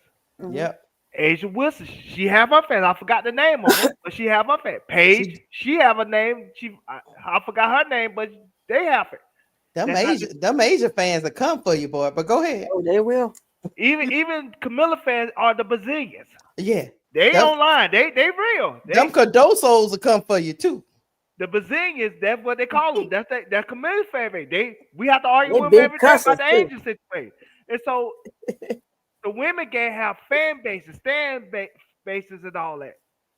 The men game don't have that, except for what? Bronsexuals. That's the only person that have a fan base. Everybody else, they don't label them like that. So the men's game is different, so they cover it different because they've been covering the men's game for a long time. The women's game, they just start covering. I'm gonna tell you, just to go even a little slightly deeper. Do you know before 2025 free agency, they didn't have nobody that broke news for the women's game? So the women, when they had breaking news, they either did it themselves or somebody that was more like what they call it, social justice activist type of reporter or representative was breaking their news. They ain't start getting a newsbreaker to this year. To Anna Constable became the newsbreaker. Then the lady named Pippi, something like that. You know what I'm talking about? Alex. Yeah. I can't say her last name. She's the newsbreaker now. And Anna Constable, she's the newsbreaker. So nowadays the Woj and the Alicia stuff, football stuff, WNBA, they did not have that before 2024. So like I said, a lot of these people, including fans and media, are new to the party. So people are still trying to navigate how to really cover this game when it comes to the women. That's why they having all this speculation and everything else, because they don't know how to really cover the game, not say objectively, but with a professionalism because they haven't covered the game before, and it's so many other dynamics to the women's game that's not in the men's game. So it's like there's still things that people trying to figure out, including the media. So we have to be fair on that. Because, like I said again, the media game. Going back to my original point, the media, the women in the women's game, there are a reality TV feel to it. We don't just talk about the play on the court. We talk about when the women's game. We talk about who dating who. We talk about who stole who boyfriend and blah, blah, blah. I got in trouble for that last time. But you know what I'm saying? There's a lot of more stuff with the women's game that get covered than the men's game. So that's why it's hard to really navigate and really put into perspective of what's going on in the women's game. That's why there's so much more speculation when it comes to women's game than it is the men, because there's so many other dynamics to it. So it gonna take a few years to really hone in how the media should cover women and the WNBA and the women's basketball in general. But as of right now, because everybody new to the game, they don't know how to really cover it properly. If that makes sense. You saying they grasping for straws and creating narratives just to because they don't know how to actually cover the game in a real authentic way. Not at all. They look at the women's game like a reality TV saga to it. That they don't look at it with the men's game. There's no even though we all know LeBron James is a secret GM and he get people traded and stuff, but they don't speculate about that like that. Because there's a certain level of integrity they cover with the men's game that they don't with the women. But you know, in this day and age, mental health is champion. Yes. So I don't think it would be harmful to just say, look, I need to take, you know what I'm saying? Like people celebrate you saying, look, I need to take a mental break. I need to get myself straight. But you can't just be out here speculating because somebody's mean to her. That's why she got to take a mental break. Because, the women, they just can't take all that stress. But again, you're right. Because think about it, the greatest player to ever do it. He took a mental break in the middle of his prime. Michael Jordan. Yeah, he did. So it's not like it's uncommon or it's out of place. All the time. But I'm going to understand why, even if in the case of Caitlyn or in the case of Angel, why they can't do it. Out of all the women in WNBA, them two can't do it. The reason why they can't do it because now they're showing a sign of weakness. And they will use that against them women. But they're going to do it anyway. I know, but they won't use it against Paige, Asia, say Fee, like I said, Alicia Gray, Ryan Howard, say Kiki. Name your favorite player. Brianna Stewart, Sabrina. No. Those two women, they would kill them for saying, hey, I need to take a mental break. Duvall, they probably would kill Angel, but they wouldn't kill Caitlyn because they actually believe that they're being mean to her. They would actually come champion. You see, y'all need to stop being mean to her. But Lakeisha, we the media too. We would kill her. We would say, damn, you being weak right about now. You ain't getting none of the races that Angel get, and you got a mental break. Why can't Angel need a mental break? You see what I'm saying? Don't think Angel got media people too. Let's name them. Don't think Tarika, who covered the sideline report for the Sun, pro Angel. Jamel Hill, pro Angel. Like I get you. I get where you coming from, bro. But the mainstream. Don't name it mainstream people. I'm talking about like on these networks. I'm naming people that got their own shows, like Natalie or Esquire, or For Turf on NBC. Angel. You know what I'm saying? Angel got her media people out there too. They'll get on Kelly ass too. I'm really the only reason why I disagree with you because it's not a good look to attack, especially in the mainstream media. I'm not talking about us YouTubers. Mm-hmm. It's not a good look to attack somebody in mental health. It's just not a good look. I don't think mainstream would do that. It's not about mainstream attacking them, but mainstream would be like, why? No, they're not gonna give you the real like us. They're not. But they'll be asking why they need to take a mental break. They will question Angel. They'll question Kate. They'll question those two because they feel like they got the two biggest fan bases and they got the most media coverage. Of all the Clarkers that come for ESPN, if they get up there and say that. And the Reese's Pieces won't come for on ESPN too? No, the Reese's Pieces will come, but they don't care. What I'm telling you is they care about Caitlyn Clark. The Clarkers, once the Clarkers act a fool. Yes. I agree with that. They're not gonna go down that road, Duvall. I agree with that. But it's not like she wouldn't get questioned if she wants to. No, I'm just saying it's not like she won't get questioned if she wants to do it. Oh yeah, she'll get questioned with kid gloves though. It'd be very gentle gloves. Right. It won't be like, yeah, she just faking. She just, it won't be like that. You're right. That's just my opinion. I'll just say those two will get questioned that no other WNBA women would not get questioned with. So that's why I said those women won't be as willing to come out and say, I need a mental break, because there will be think pieces on both sides. Now, yes, Caitlyn got more people that would treat her with kid gloves than Angel when it comes to that situation. But let's not act like Angel won't get questioned. That's not Angel. Let's not act like Caitlyn won't get questioned. There are a million people that's pro-Angel that'll question her, and I know damn well we gonna question her. so at the end of the day, it's like I say, it's not like Caitlyn gonna go scot-free. She just got a lot more people that protect her than an Angel in the media. But damn it, we will question her ass.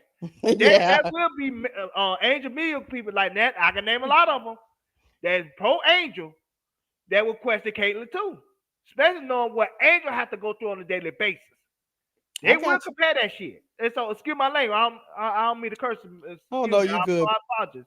So it's not. I'm just saying. So those two will have to be careful saying, "Hey, I need mental health break." When a lot of people privately, especially me, will feel like, well, y'all the reason why all this noise is in the media of the WNBA. It's y'all fault. They might not say that publicly. You don't think they'll say that privately, Sister Pretty Tony? Yeah. Look. They'll she on mute. She talking. She on mute though. She's doing. Oh hell, I was on mute. You don't think they'll say that privately? Like, I don't know, Devon, you didn't put me on. You didn't put me on shut up mode. That's what it was. But yes, they would. Yes, they would. I'm gonna agree with you on that. They say it's y'all fault. All this noise around here. What y'all need a mental break for? Y'all brought this shit.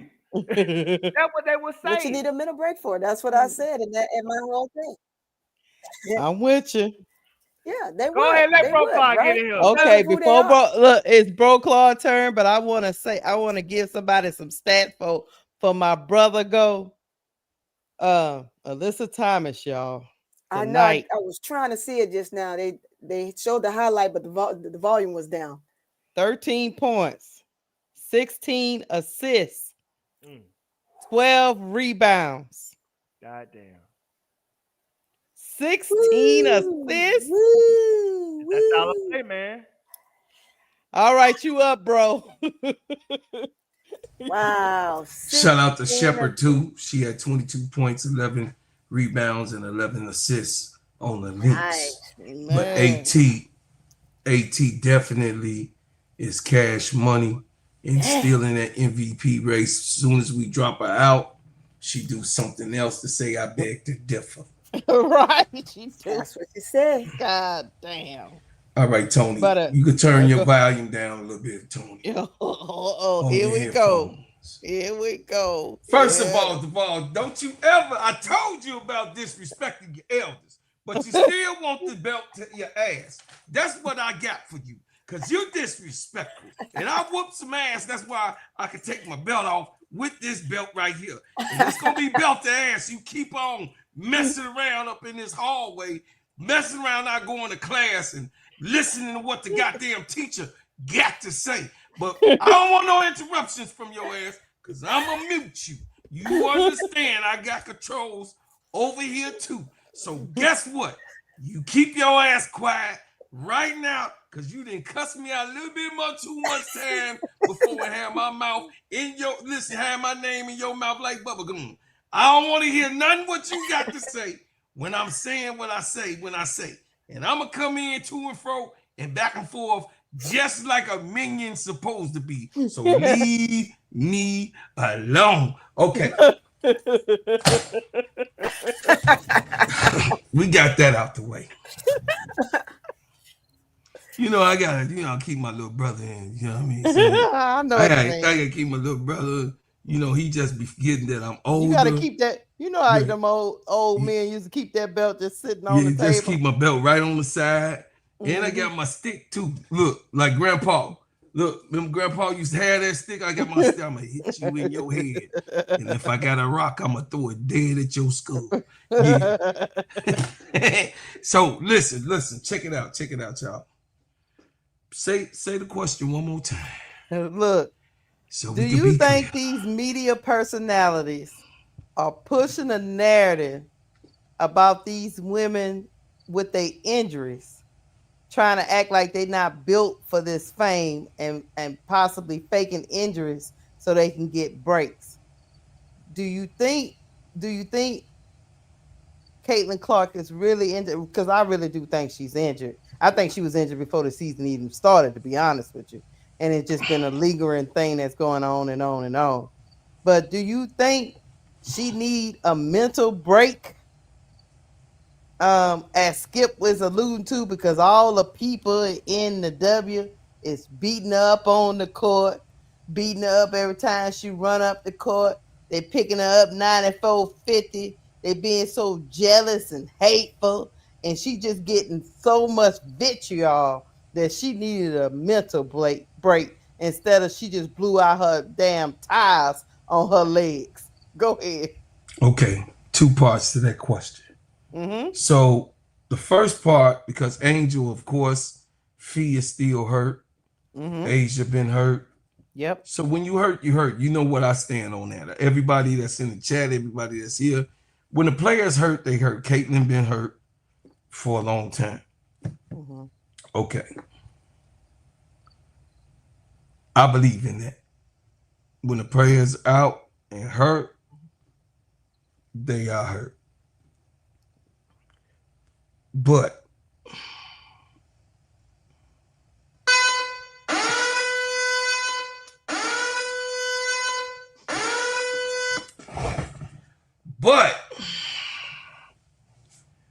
what we ain't gonna do. The Bluetooth device is ready to pair. What we not gonna do. What we ain't gonna do. What we not gonna do. What we ain't gonna do. What we not gonna do, chat. We ain't gonna let them give that type of energy, and we ain't gonna give it back. Because Trick, you petty, and I'm petty too. Trick, you petty, and I'm petty too. Angel wasn't hurt, your girl wasn't hurt either. Angel missing, she done took it off. Goddamn it, your girl took it off too. Goddamn it, Angel hadn't, your girl hadn't too. You goddamn right. I'm bringing the same damn energy. You bring it here, I'm gonna bring it right to you. Don't play with people that's injured. But if you doing that, I just tell y'all, Rosewood was real. Black Wall Street was real. It was from a little white girl. Oh, he did something to me. It's always the little white girl. Oh, look how they kill whole towns, whole cities. They get a whole bunch of ninjas gotta start running when the white girl start crying. God damn. We just got to get all the panties gotta get in a bunch. People gotta hide. You gotta put grandma up in the trunk. Right. You gotta, you know what I'm saying? The kids gotta go in the glove compartment. You gotta just start hiding everywhere because they coming for your head. But it didn't work out too well. Didn't work out too well when you call with your fat cheeseburger eating, coconut milk drinking, salad bar standing and only eating the peanuts, the chips, and the pretzels. Over there, fat ass Jason Whitlock. You said that Angel was the queen of hiding. You.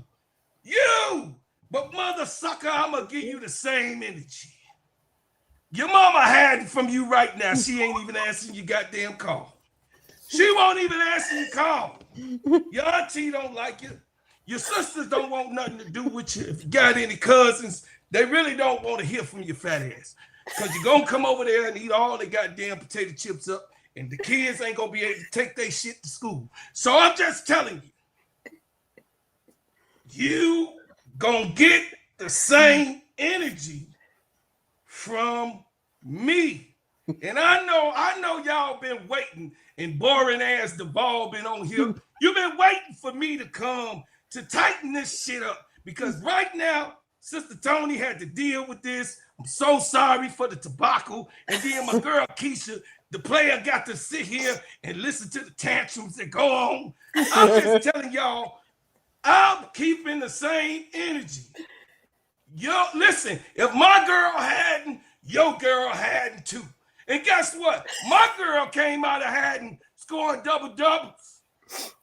My girl came out Haddon with 19 on the first day. My girl came in and beat the number 2 team in the country right now. That's my girl. She came out of Haddon with when she was way back with the back, and what Duvall said about her back. My girl came in hot. So this is why you watch the full court trio.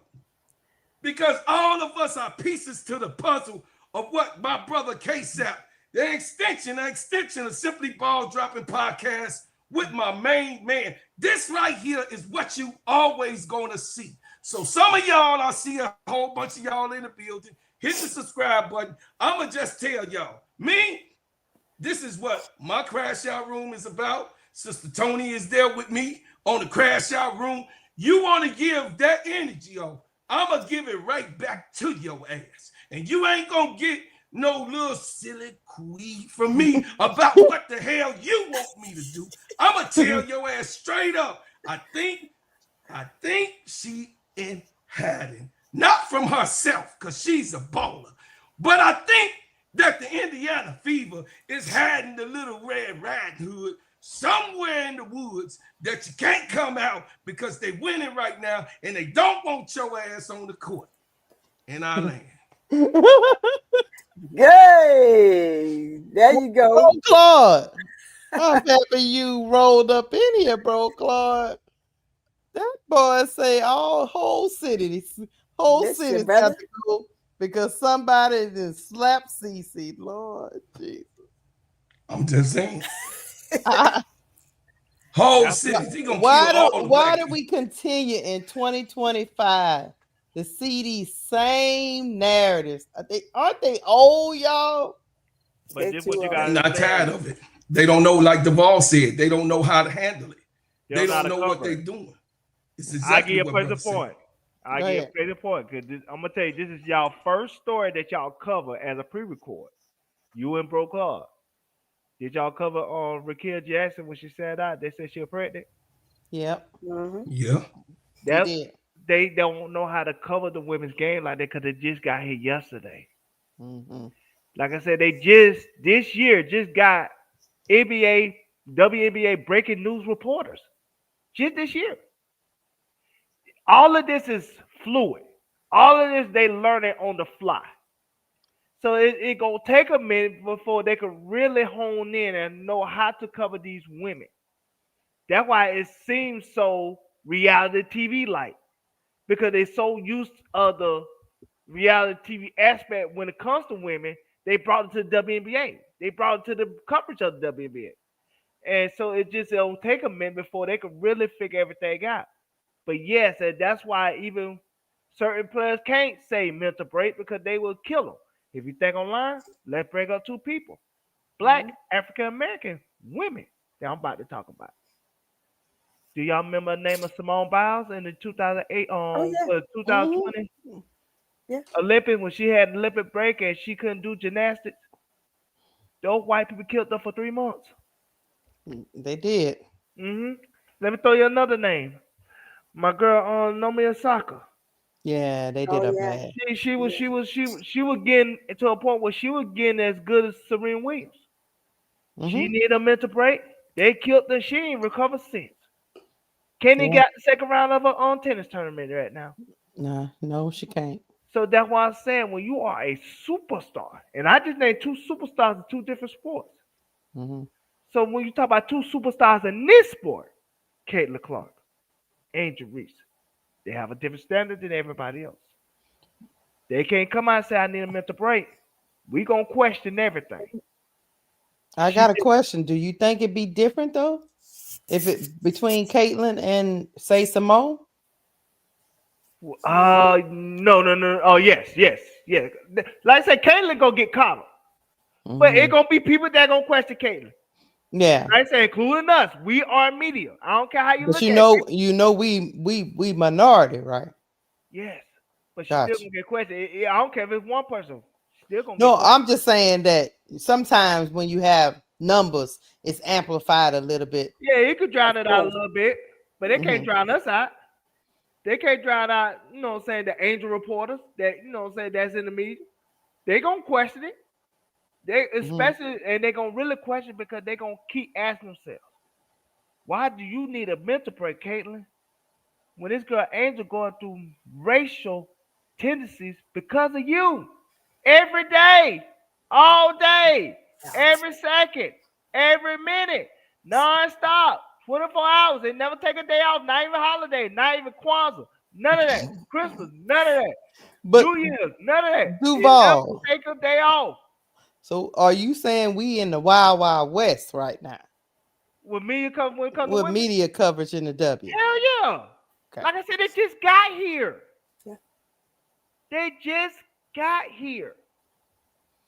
And it's not going to get any easier because you're going to have Juju coming in, Olivia Miles coming in, Tana Lester coming in, Flajay coming in. All these new stars that's coming in WNBA within the next 5 years. Sarah Strong. I don't want to forget about Fawali. You know what I'm saying? Hidalgo.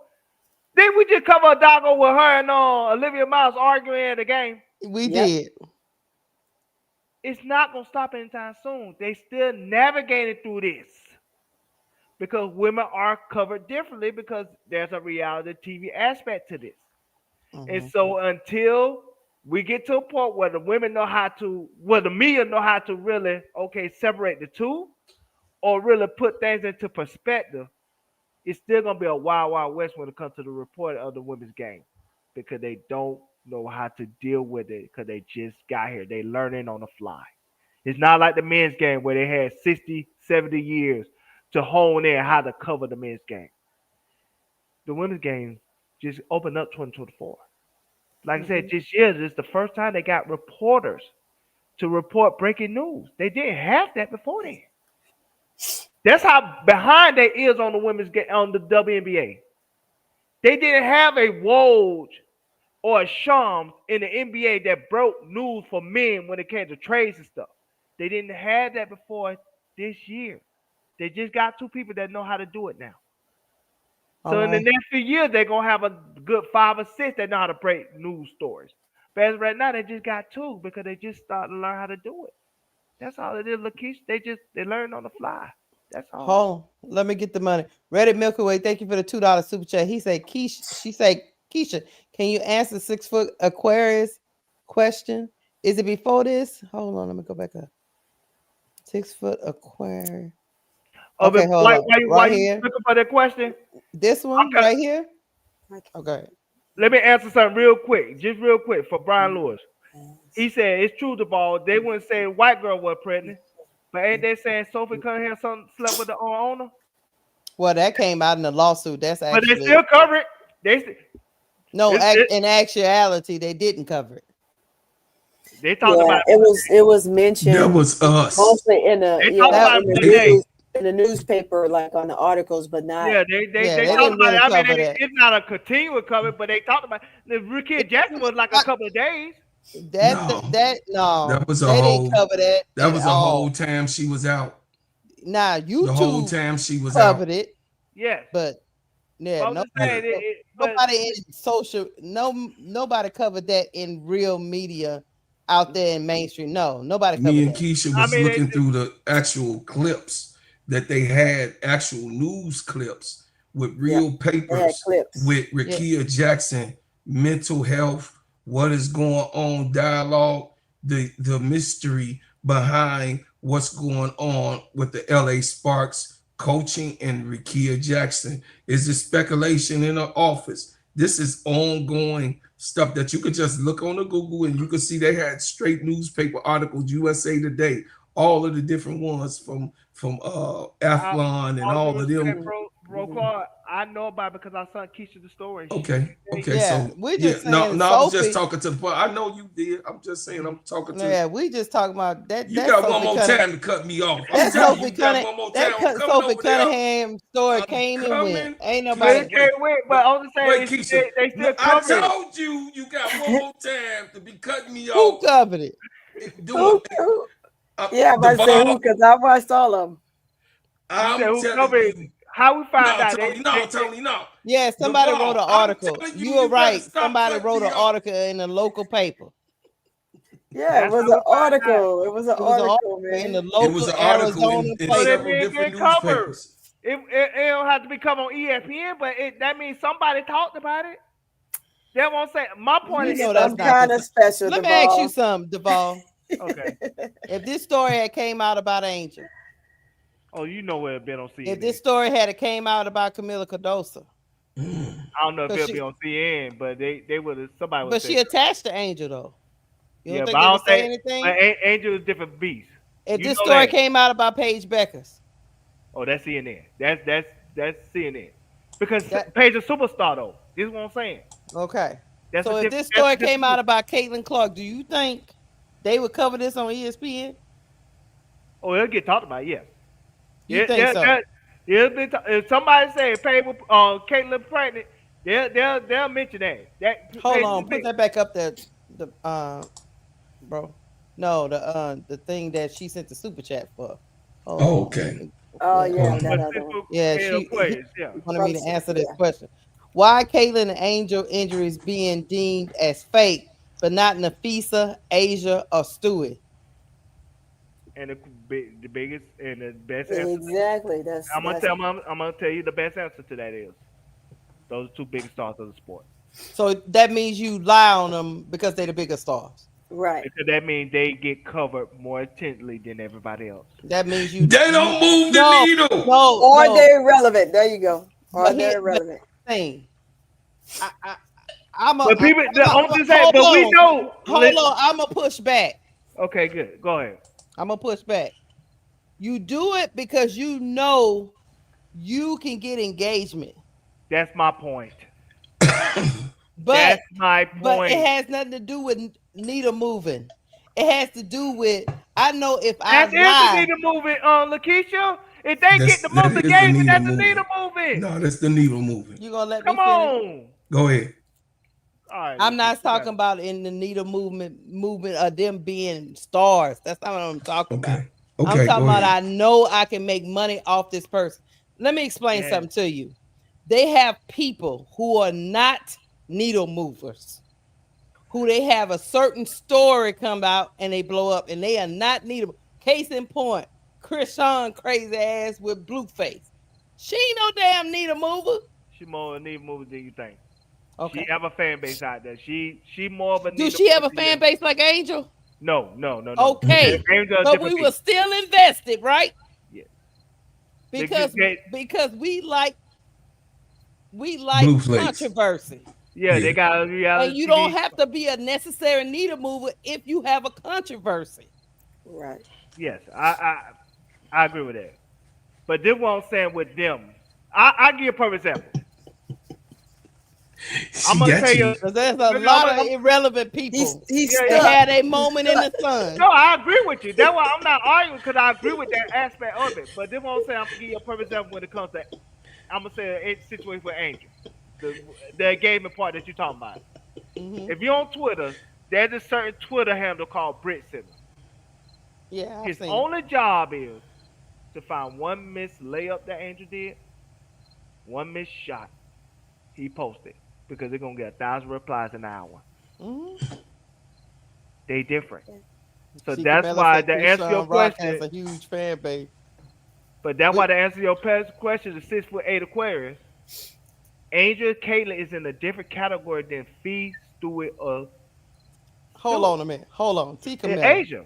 Krishan Rock ain't even in the same stratosphere as Angel.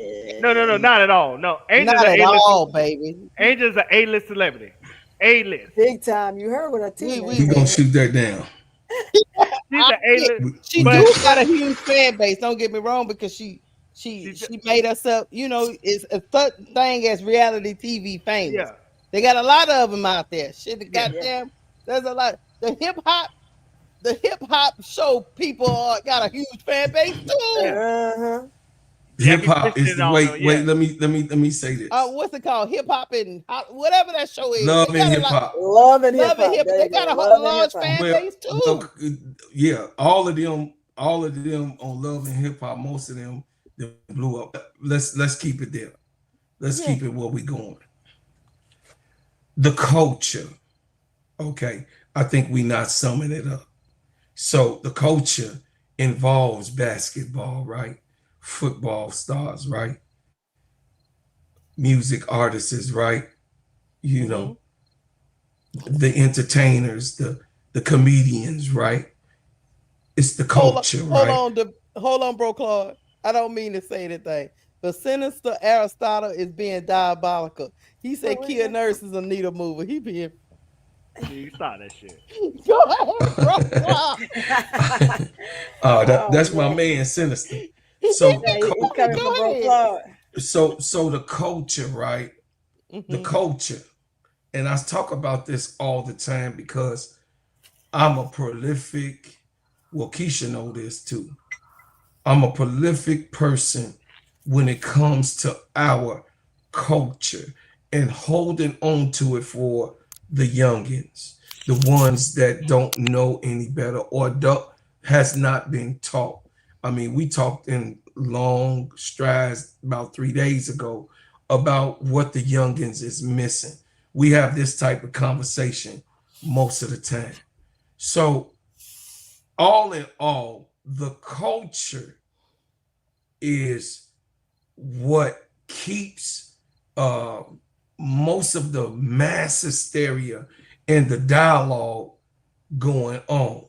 Now, the unorthodox media or them folk, they come in to try to hit the bongos like we hit it, if that made sense. If to do the twerk the way she do it, if that makes sense. So they come in and they looking, and like Duvall say, they don't really know how to snap their finger on rhythm.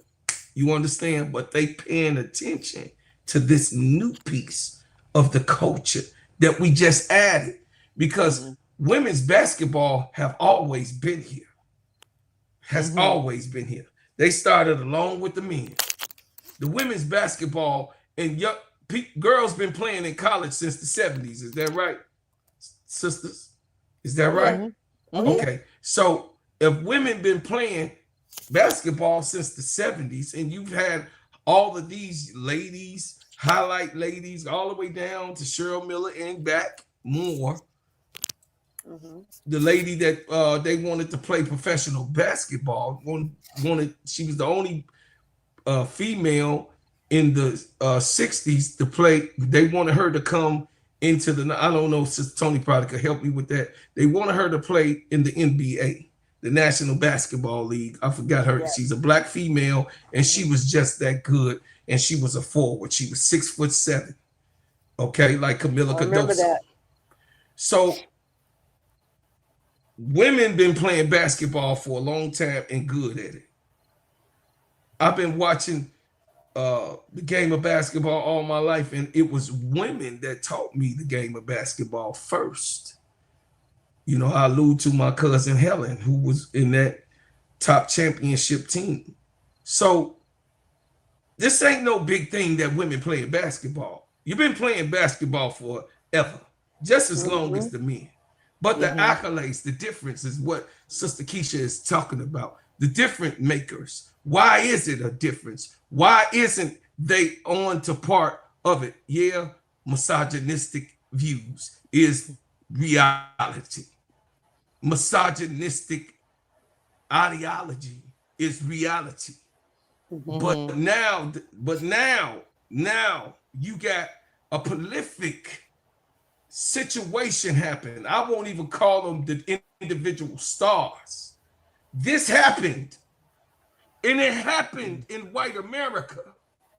In the middle of white America, this happened to one of theirs. And then Madam President, the wife, the first lady, invited her, and her heart poured out for the one who lost the game. And she just really wanted to say it's no losers in the game of basketball when you play in NCAA. She cried. And they both can come to the White House because there's no losers. You a goddamn lie. It's been a loser all our damn life. Somebody win, somebody lose, somebody go to the White House, somebody go to Disney. That's just the way it's been. Right. Exactly. Somebody go to Disney. But it was theirs. White man get caught with cocaine, he get hardly no 3 time months in jail. He get hardly no time. Black He man get get rehab. caught with crack cocaine that ain't even got that much cocaine. He got life. Years. We got the ghetto. I'm telling you real We got the time. ghetto cocaine. He got 15 I got you. years. He got 15 of them. You a menace to society. Dangerous society. So they have brought this to Angel Reese. They have brought that ideology, y'all, to Angel Reese in real time. And they have brought Caitlyn Clark as their Snow White, as their riding on the white horse with Tonto, chasing the man in black or the woman in black.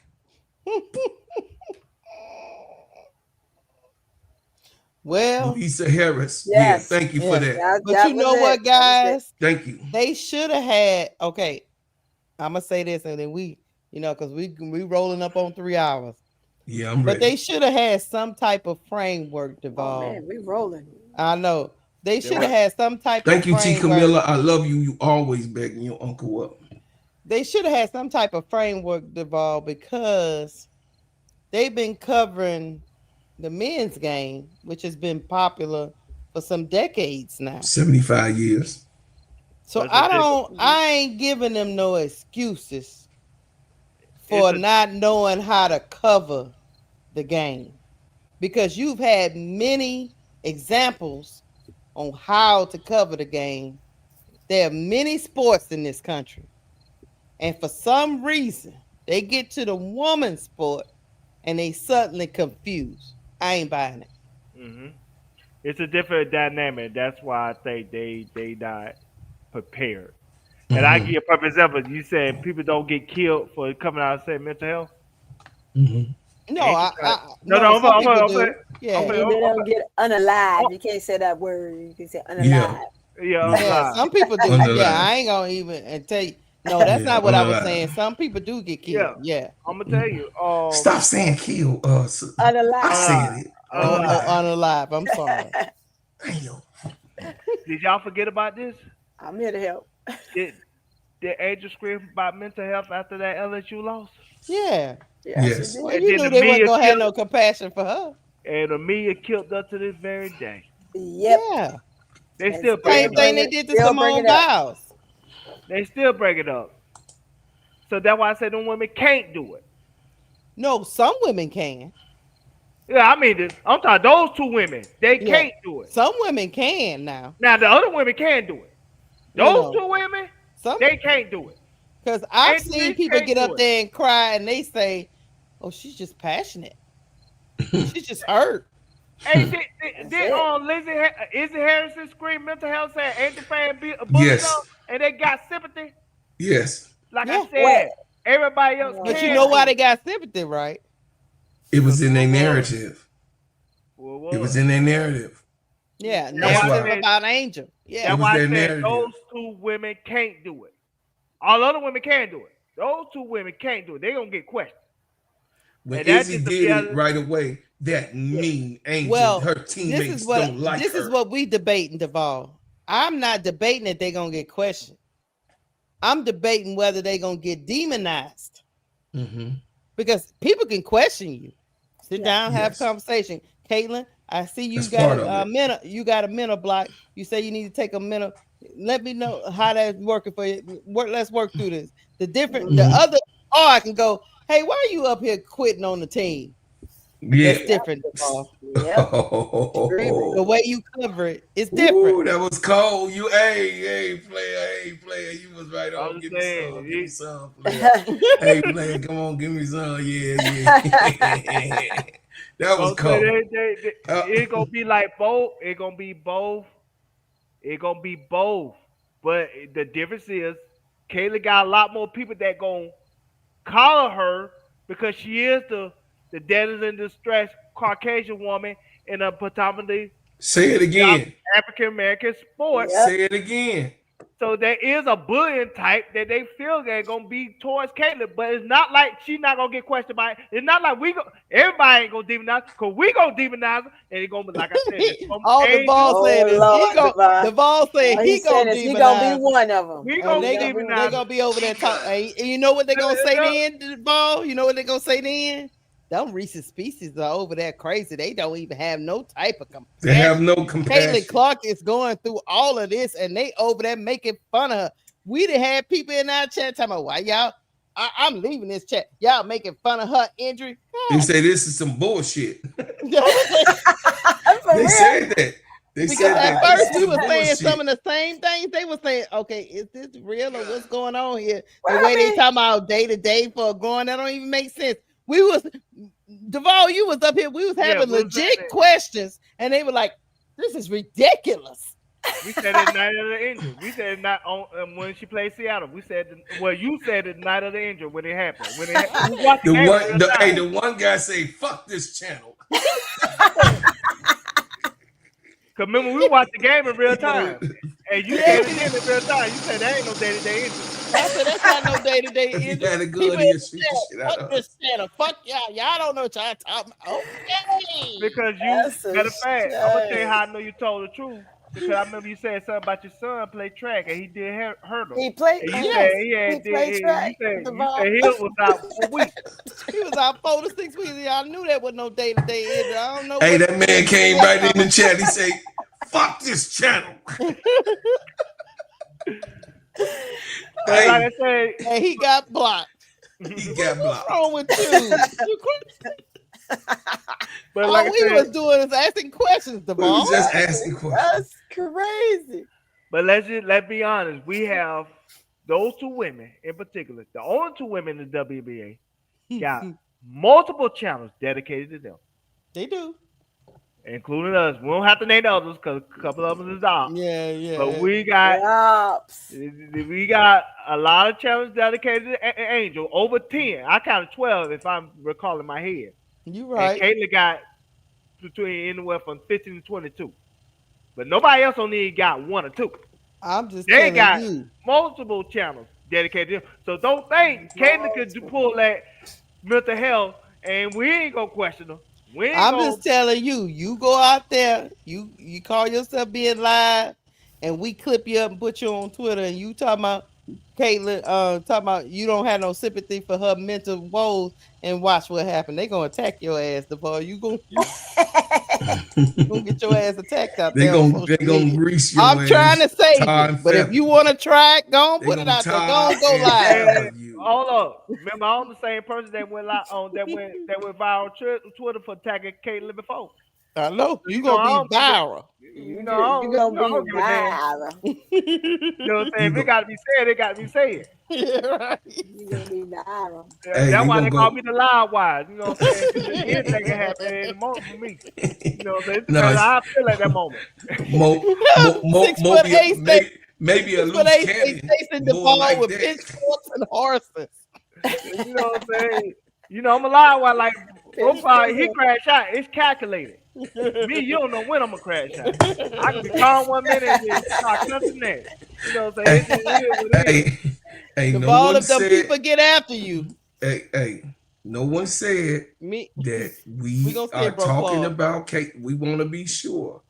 We are not saying that Caitlin Clark is not hurt. Nah. We don't want that to be said.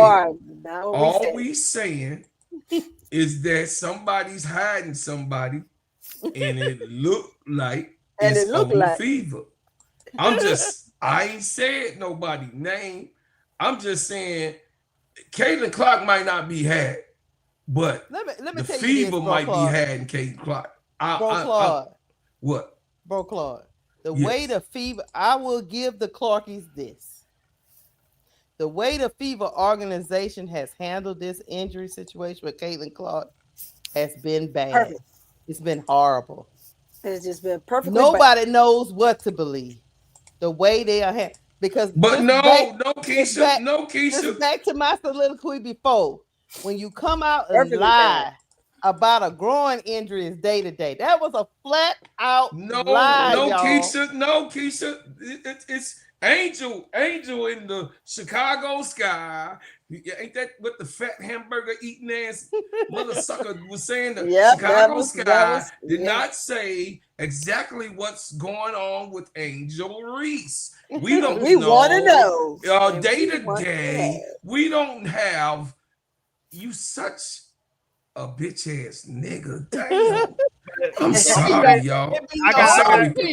I gotta say this. They both organizations handled it wrongly, and they did it for the wrong reasons. And I'm gonna give Lakeisha credit this for two things. First of all, when that growing injury happened that night, we watched that game real time because we covered that game. Yeah, we covered it. Yeah. Lakeisha said in real time, that's not no damn day-to-day injury. Her son was out for 4 weeks doing hurdles. She said her son couldn't even walk till 4 weeks later. That's right. Correct? Couldn't even walk. We know it. No, she said that night. She said he that took night. his rehab serious. He didn't put no stress on that muscle. She said that night that's not a day-to-day injury. No. And reason why I said both organizations handled it poorly, because both organizations still want to sell tickets. They did. And they still trying to sell tickets now in Indiana. That's why they ain't coming out and say she's out for the season. Yeah, and there's only 8 or 9 games left. Angel alluded that the Chicago Sky played with her name. That's why she said she ain't gonna tell y'all everything till after the season. That's why I can't wait till that end of the season press conference. We're gonna be live still and we're gonna cover it. Yeah, I can't wait till the exit interview. I know. They be messing with Angel, boy. Angel definitely gonna tell the truth. They gotta remember. We ain't speculate. She said in her press conference. She said what she she's waiting to do at the end. In that expert interview. So we gonna cover it because we know they lied. Because we know that was a ticket selling thing, Mike Alter.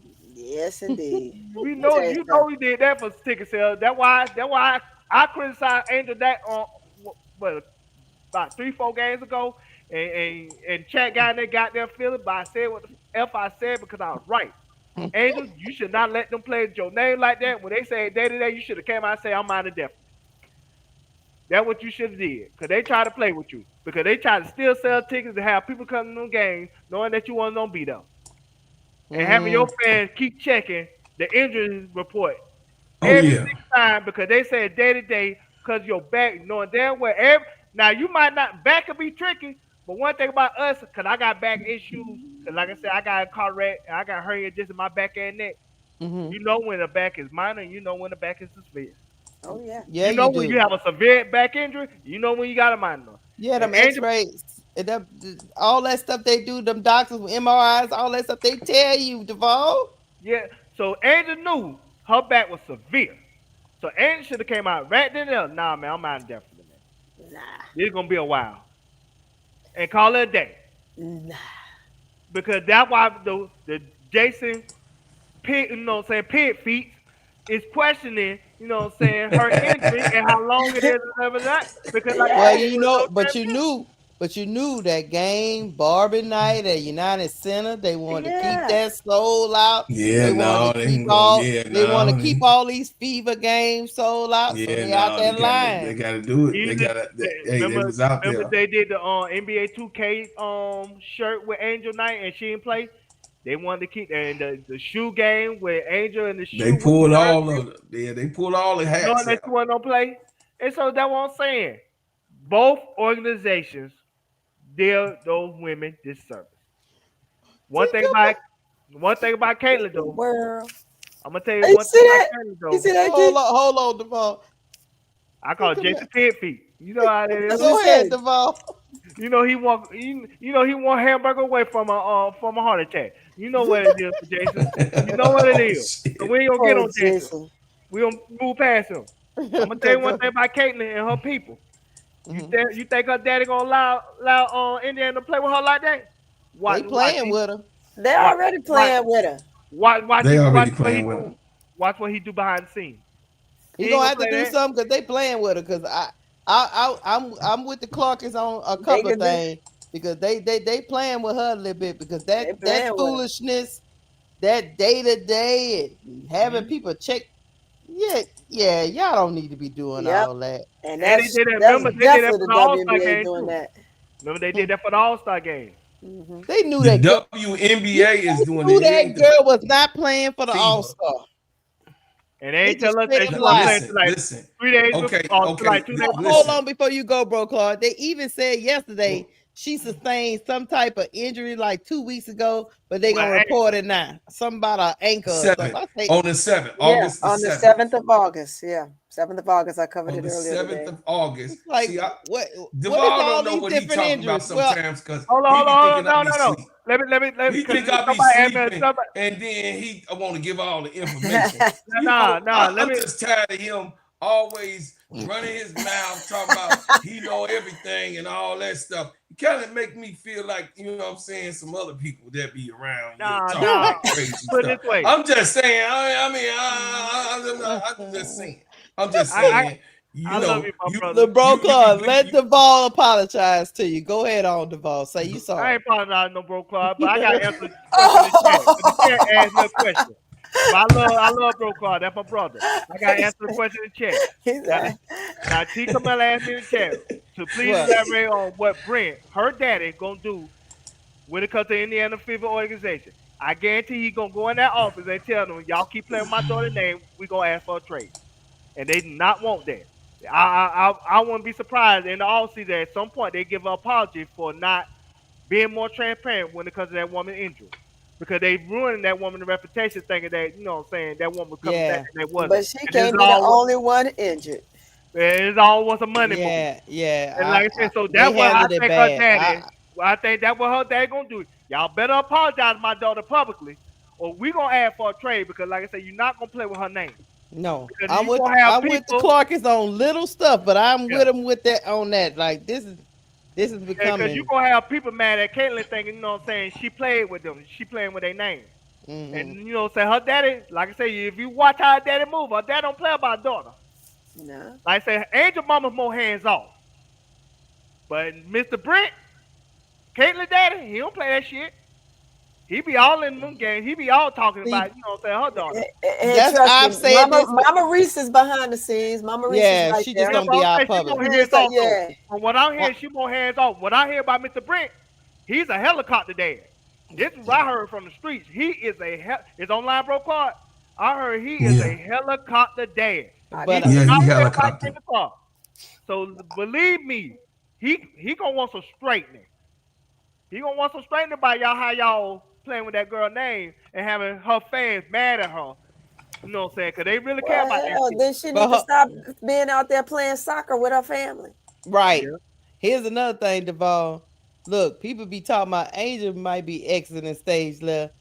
Caitlyn might exit stage left on the fever. They keep playing with her. Yeah, I agree with you. Only reason why I think it's more towards Angel than Caitlyn, because I think Fever would try to do everything they can to please Caitlyn. They probably I will. think they will. River. I think with the Chicago Sky, they know how vibrant Angel is, but I think they still kind of playing with her. Saying like, she ain't gonna really leave, is she? And then when she leaves, it's too late. Mm-hmm. I think the Fever is taking Caitlyn seriously from word go. And so I think that's where the disconnect come in between me and you. I agree with you, Lakeisha. But I think the difference is the Fever taking Caitlyn seriously from day one. I think Chicago Sky is still kind of like, is Angel gonna really do it? She like us, I believe. Right. Cause they take Angel loyalty to her teammates and who she is as a person for granted. Yep. That's why I think the Chicago Sky still kind of playing with what I think the Fever's like. No, they take Caitlyn seriously from day one. They even, like I said, they say they got on Caitlyn. I forgot who told us that in chat. They got somebody from Caitlyn camp in the organization. So they know they take Caitlyn seriously. Yeah. Hold on, let me get the money. River, thank you for the $2 super chat. He said, did I miss the Paige versus Clark debate? You did. It took a turn, River. I mean, we all said Paige was better than Clark, but it took a turn because Duvall was blaming Enrique woes on Paige. You know, I think he got some blame for it. He went to the left, but other than that, we all agreed that Paige Bueckers is better than Caitlyn. We all agree. But Mr. Brett, catch the replay. I know it's 3 hours long, but you know what I'm saying? You enjoy yourself. We're gonna have to start cutting up and put some tabs or something. Shit. I know. I mean, I tell you, I'm glad y'all invite me up here. I'm loving it. Working on 3 hours. It's time to go to bed, y'all. I'm off tomorrow. That's why I ain't tripping, because I would be say cut this short. Or you been asleep? I would be asleep. Man, I'll be out to get up too early. I would be say, man, we gotta go. Claude got the crash out. But these were good topics, man. Very good topics. We could talk about this shit all goddamn night, but we not because we ain't. We finna go to sleep because I gotta get up in the morning. Yeah, I gotta go in the morning. I just thank y'all. I appreciate y'all, man. I had to come after I came from church today, and you know, I would like to say, man, I thank everybody in this community, and I thank everybody that showed me love and hit me on the Instagram and hit me on the messenger and the comments. I really do appreciate it, and I really, really, really understand. Go ahead. Keisha. Thank you, River, for the $2 super chat. You say, man, I was at McDonald's. Hey, that's where I'm about to go. River, I heard they finna lower them prices because they price it not. Yeah, they said they about to lower the prices. AF504 say CC is going to Chicago. Now, watch out there now. Hey, slowly roll. I'm gonna tell you a team that I can think both Caitlyn and Angel go to, and it might surprise you. It's the Lynx. Oh. Now Sherry might not have to be there, but I think both of them could go to the Lynx. She don't want to play for her. Now don't say. Caitlyn they're gonna be stipulation on Caitlyn, and they're making the way where Sherry become a consultant, and they have a coach that probably Caitlyn won't. Yeah, she don't. And Angel play for anybody. You know what I'm saying? That don't matter. But I think, like I said, don't sleep on both of them going to the Lynx. I don't know. Caitlyn might want to just drive 2 hours to Chicago. Or go to New York. And then Broclaw gonna let her in the house. Watch. I'm gonna tell you, New York is another destination because Caitlyn loves Miss what's it, San Bernardino? New York? Yeah. You think y'all talking about pressure? You think she can handle that New York pressure? Man, they'll make so much money, man, it wouldn't even matter. They would if she live up to the hype. Well, her ain't on the same team. They'll win. You talking about with Angel? Okay. That's why I say I think they could team up together and go to like New York. Like Caitlyn loves Sandy Bandito. That coach, she loves her, and Angel loves New York because that's what businesses is at and stuff. Well, she knows she'll see Teaspoon every chance she get. Yeah. Yeah. That's why And I can see a scenario where they, put a teaspoon in the front office. They need to go and put it in the front office. They love her down there. Yeah. They need to give her a job. Shit. So that's why I said no. She got a job. She's at New York. Yeah, she's in the operations part. Oh, okay. She's in the you operations. ain't wrong. That's why I said you ain't wrong. It ain't no foregone conclusion. Caitlyn gonna stay there her whole career. She gonna want to win. But think about this. What can you do to look? This is just parting gifts, y'all, just to make y'all think and so y'all crash out once the stream is over. What if they want to keep all this momentum going? And they said the league says, you know what? How we keep all these narratives rolling? We're gonna put CC and Angel on the same team. Mm-hmm. If you think that's not possible, and we just find out that the NFL colluded the Keys, so they do it all the time. And I will see in the clip, but they said a legitimate reporter who covers the NFL had to say Roger Goodell had to step in and tell the Browns to draft Shedeur. Mm-hmm. I have a clip right here on Twitter. No, they said that the head man called. Yeah. Roger Goodell. And Roger Goodell is the head man. The head man, Roger Goodell, called.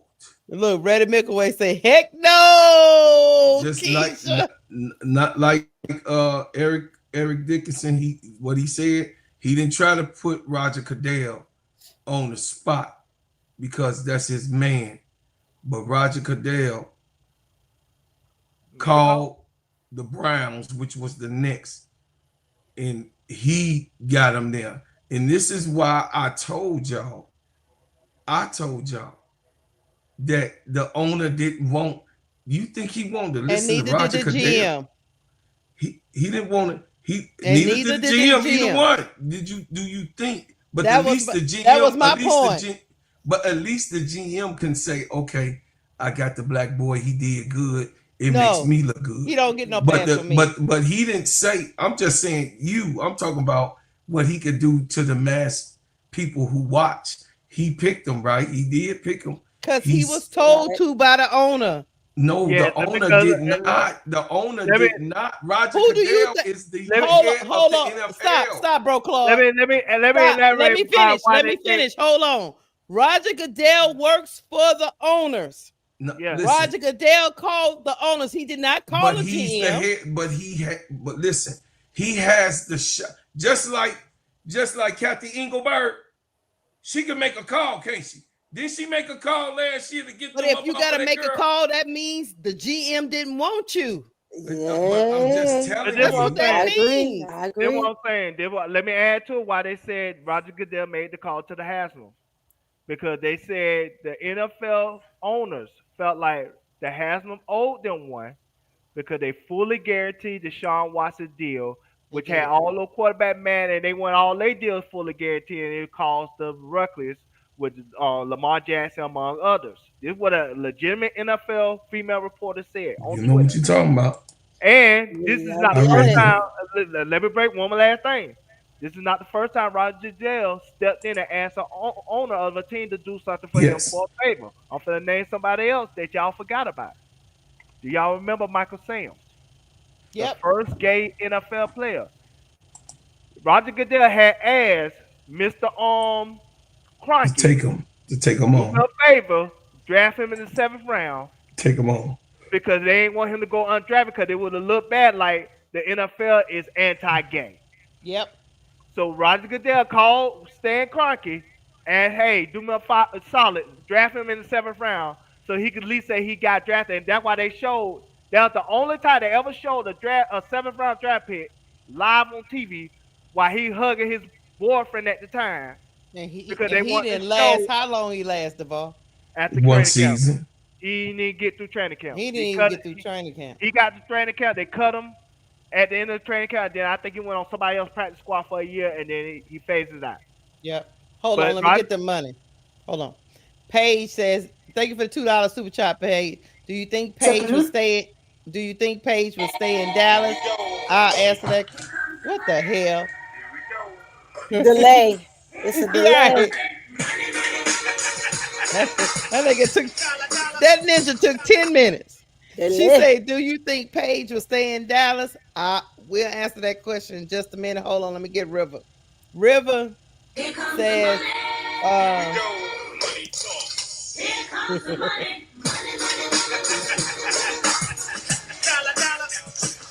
thank you for the $5 super chat. He says CC going to Chicago and Dallas trading Enrique and Zaza for Angel Reese.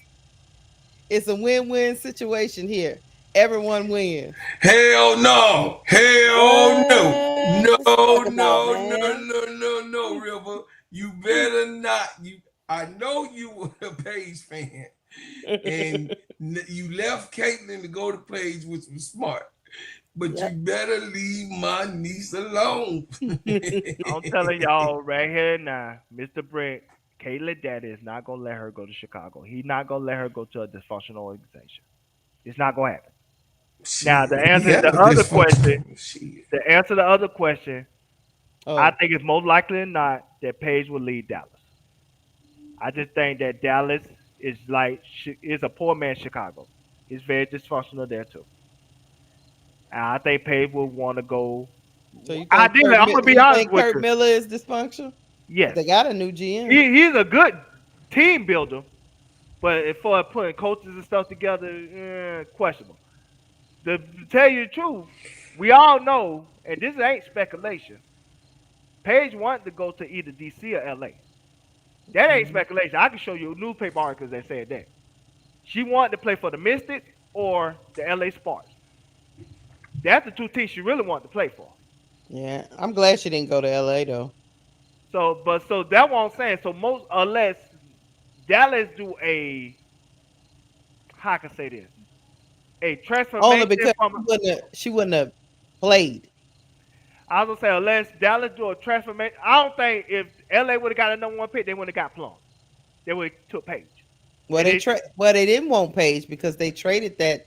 No, but I'm saying they trade the pick. They ended up with number 2. With the 2. Yeah. If they would have got number 1 pick, they would have got Paige. Ain't no trading. Yeah, they wouldn't have went with Plum. Yeah. Plum would have went somewhere else. She wouldn't have went to LA. She probably would have went to Golden State or something. But no, what I'm saying is this: unless Dallas do a transformational from an organizational standpoint and build everything around Paige from the coaching staff to Paige desires what you want with the organization for practicing facilities and stuff like that, I see her most likely leaving. Look, y'all, we gonna talk about this all night. I'm getting up off of here. Yeah, we about to get up. But you know what? I will say this: most of these organizations is about to rectify this whole training facility thing. So most of them gonna have, by the time Paige, I only said that to say by the time Paige becomes ready for trades or something like that, WNBA teams are gonna look much differently than they do today. Yeah, so, that's all the way real different. Yeah. You got one switch chat. You got to get the money. Get the money. Big time. Okay. Oh yeah. Okay. So hold on. And they're gonna be strong. They're gonna be strong.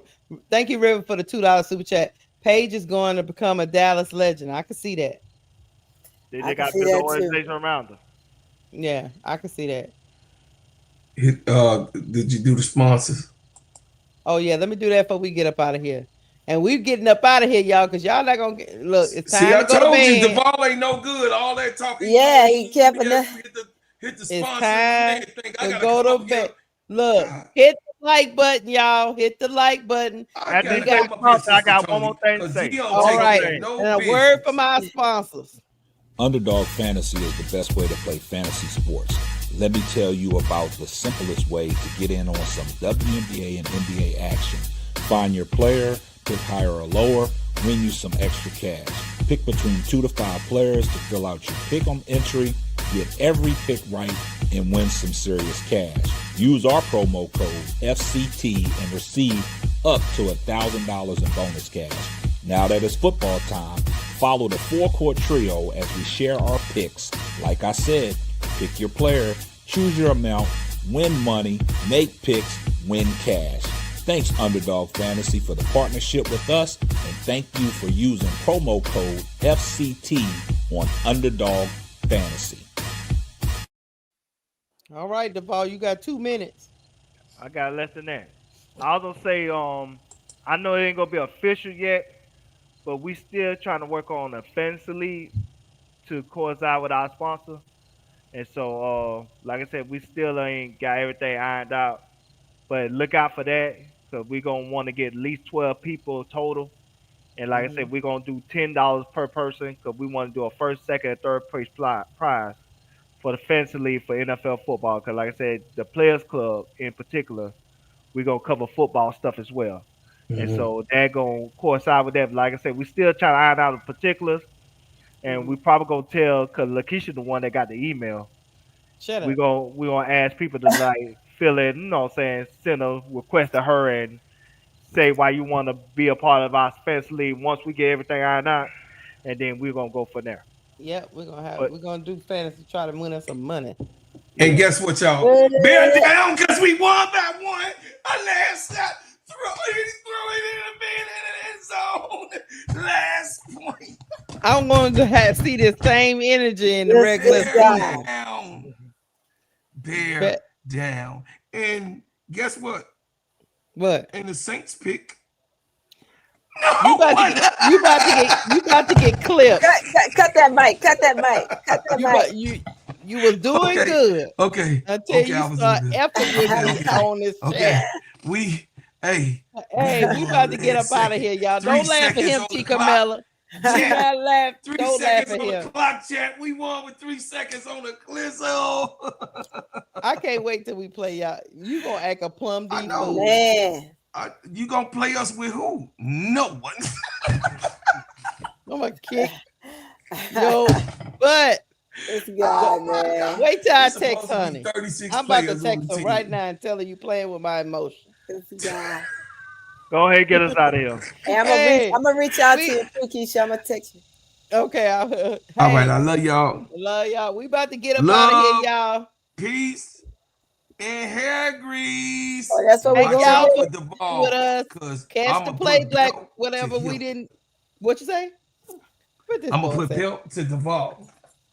Yeah, he got the belt for Duval. Hey, whatever y'all miss, hit that playback. We out. Peace. Love y'all.